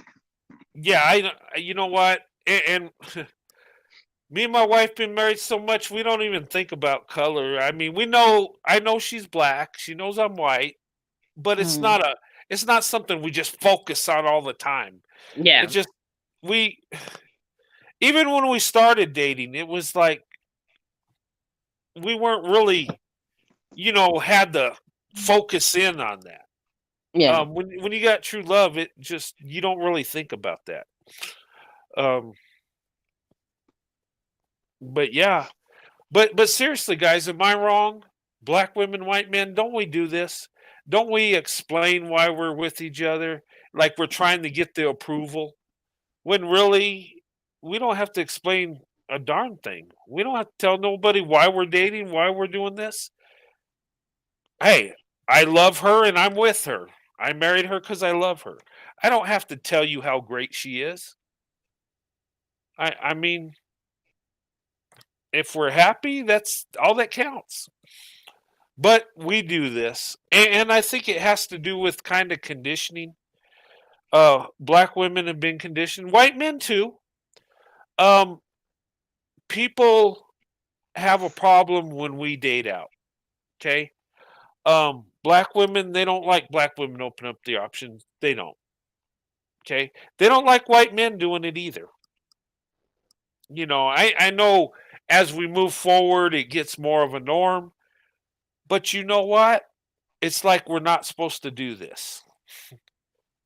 And I'm wondering why. I'm trying to figure out why is there a difference between black men with white women versus white men with black women. I don't. I can't. I think because we're the leaders in our communities. Oh yeah, it's true. We're expected to do things for our community. We're expected to be loyal within our community. We are. So then they figure, oh, it's going to shift some things. So things are going to mess up. Yeah, but when white women and black men get together, nobody really cares. They really don't. No. In today's world, white men don't care if black men want to get with white women. They don't. And I've seen it within my family. When a white woman gets with a black man, it's like no big deal. But when I do it, somehow there's a problem. And I'm like, what? Maybe because they don't also, like you said, it's the fact that we're the leaders in the community, and then also when we do it, it's more intentional. Because sometimes with the black men and white women, it's like, oh, I'm going to get with a white girl. She says I have swag. She says pretty babies. And I'm like, okay, that sounds good to you? You want someone to say those things to you? I'd rather someone say, hey, you're spiritual, you're intelligent, you're loyal, you're kind, you have a good heart. I can be myself with you. I'd rather those intrinsic things versus the external. I mean, you can have the external, but that shouldn't be the core of it. Yeah, and it's like superficial. Like, hey, that's great. Exactly. He's fine, she's fine. Let's get together, and they just do it. No, that's not gonna But work. Yeah. yeah, and it's like us. It's like okay, it's more strategic. It's like we have attraction for each other, but we're strategic with it. We're thinking more on the family side. I Yeah. it was like when me and my wife got married. It was like we already. And I tell people it's like when I married my wife, is like she was already my wife. Before I married her, it was like she was already my Y'all wife. were It just comfortable with each other. You could see her, she could see you. Y'all could be yeah. yourself with each other, and that's priceless. And then when we got married, we just did it. Yeah. It's like we already knew what we were supposed to do, and we ran with it. And it probably felt natural, just like the next thing to do, like a Yeah, natural thing. it did. It felt like I remember I told my dad. He says, son, uh, Sandy, she's a good woman. And he says, you got my blessing. Mhm. He said, you chose well, but let me tell you something. Not everybody's going to understand your special relationship, your special marriage. There are going to be people that hate it. Yeah. And he would say, be careful, but stand with her. And I Mhm. says, and I looked at him and I said, too easy. And and he's like, too easy. What are you talking about? I said, Dad, it's going to work. Um, but it wasn't an arrogant thing. It was that I know I had true love, and there's nothing going to break it apart. Mhm. So, in a way, it was too easy. My marriage was easy, and of course, every marriage has their issues. But Yeah. when I say it was easy, because we loved each other more than our problems. Everybody has problems, Mhm. and when you love each other bit more than your problems, you're going to get through anything. Y'all are a team. Y'all Hmm. combat them together. That's wonderful. That's great. Yeah. Yeah. J10 said a man is too focused on the fact that you're a black woman that can be yeah, it is. Um, Mhm. he knows you're a black woman, and it's okay that he has a preference and loves black women. That's great. But he needs to focus on you as a person, not just the Yeah. fact you're a black woman. And more So so like the yeah, culture of that person, like how you like when you're talking about it, you said black women, it's pretty much the culture of how we are. And I can say the same thing with white men, the culture of what mhm, you were taught. You were taught to look after your lady, and black women were taught to look after, uplift their man. And then yeah, you went deeper into that. yeah. And then when we're uplifting each other, it's going to be great. It's Both you people are know. getting loved and getting what they need, and they're not scared to say what each other needs. And Hmm. maybe sometimes you're so in tune with each other that I'm not, of course, you're gonna have to have conversation that sometimes you just, how did he know? Or how did she know? Because you're so in tune with each other. You have conversation, you're direct, yeah, so all those different things. Yeah, Well, yeah. That's so true. I'm gonna go ahead and step down because it's getting late. But I thank you for allowing Yeah. me up. Oh My yeah, phone is getting low. you're always welcome. Thanks for coming on. Yeah, I'm gonna have to close it. I was going to close it sooner, but it was really good talking to you, and I love these discussions, even though it drifted from the topic. But this is stuff we should talk about. Yeah. And but yeah, it Hey, was good. Bree, hold Yes, on. Are you gonna ever? I think one time you were talking about having like not a dating show, but having men and women talk up here or something. Did you say you were gonna do that I one time? Or maybe I missed that. I want to do that. The problem is getting people together and in Oh, the same age group, because oh yeah, that's true. on this channel I got people of all ages. Like I said, there are women I talk to Mm-hmm. that are in their 20s and in their 70s. Oh Okay. yeah, 20 something. That's like my kids' age, and 70 something. That's my parents' age. Yeah. Yeah, Yeah. and men the same thing. There are young men that watch this and older men. So if I'm going to do a dating show, I got to be within the same. Even though it's not. I'm not going to actually send people on a date, but Uh-huh. just talking about it, I think it's appropriate to be in And the then they go same. out on their own, and hey, if Yeah, they kind of to continue to talk if they want to. Yeah. yeah, but I think it's more appropriate when they're in the same age group. You know what I mean? Yeah. It would just seem weird. This guy, you have a white man that's 65 and a black woman that's 23. I mean that. I went to speed dating and the ages were 36 to 48 and I'm 48. And the thing for me is I didn't want anyone in their 30s, and I know it depends on the person, but I didn't because a lot of times they're trying to start families. Well, I finished with my family, so I needed more Yeah. towards the late 40s going like 50 something, almost like 55, between 48 and like 50 something because I wasn't having any more. I'm not having any more kids. I'm done. My baby's 20. So, yeah. Yeah. But I mean, it just, if I was single at my age, I would be with somebody my age. And the Yeah. reason is because you have more in common. It Mhm. don't make sense. It wouldn't make sense for me to be with someone a lot younger than me. It would be. I would feel like a pedophile doing that stuff anyway. Yeah, and then And the it just, generations and the music yeah, and then just thought yeah, it process just and how wouldn't it's work. different. Yeah. Um, 30 something to me is that's too young. I'm past that. Yeah. Now I could deal with, and I've always felt this way when before I got married. I always felt that I could be with older women, Mhm. but I didn't feel right with younger women. Does that make sense? I mean, Yeah, it's interesting because most guys would say they wouldn't mind being with younger. Yeah. no, I'm the opposite. I think because the maturity level's better when the Yeah. women are a bit older, and I'm not Mhm. talking extreme older, but you know, 5 or 6 years older, I could deal with it. That's great. Even 10 years older, I could deal with that. I The would like maturity older, level. but But if it was younger, maybe by a few like late, like mid to late 40s, because I'm in my late 40s. yeah, Nothing too. Yeah. but with younger than me, it would have to be like 1 or 2 years younger at tops. That's just Yeah. how I am. Mhm. Um, but I'm married now, and my wife's older than me by 10 months. Oh, that's We nothing. That's Yeah. nothing. No, we were born the same year. I give her a hard time. I just I said, you're robbing the cradle."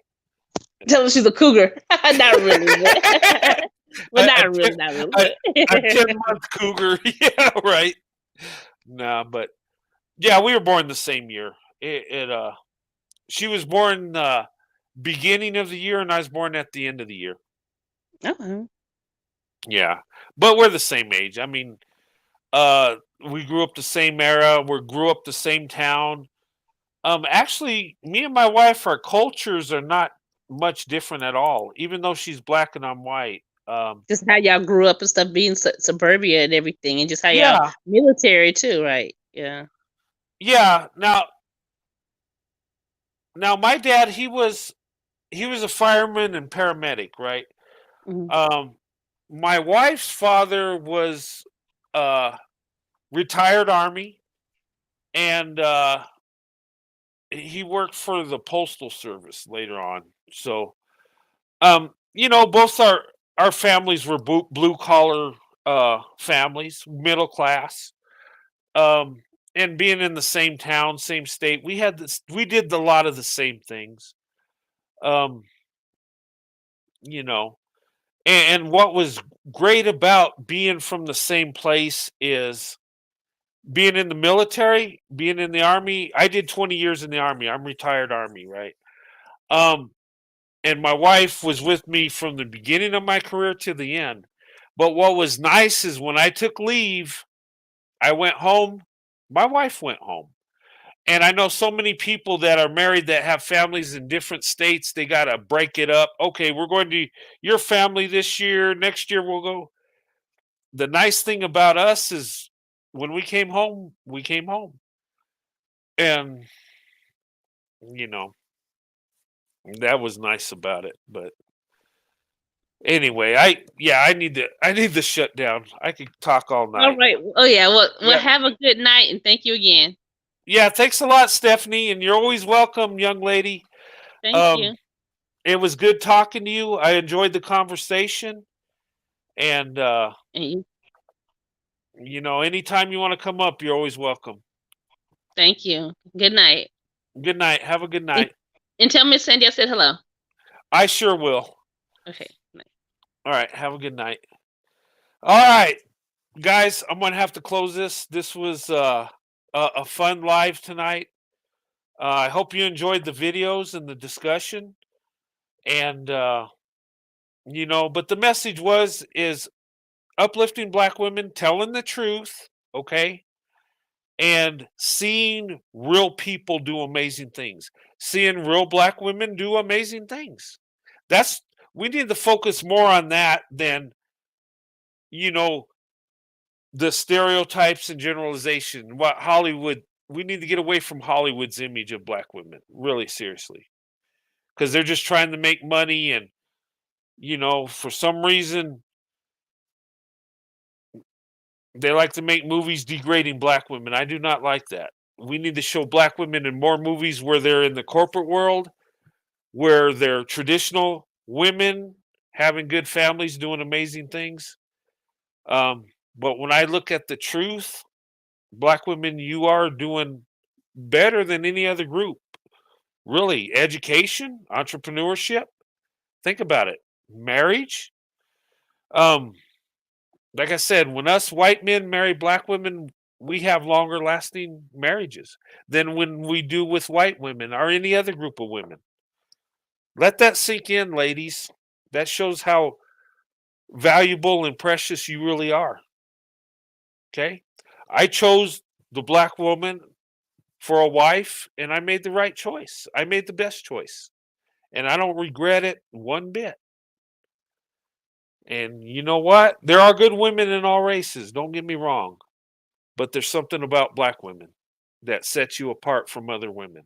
I'm just going to say that. Okay?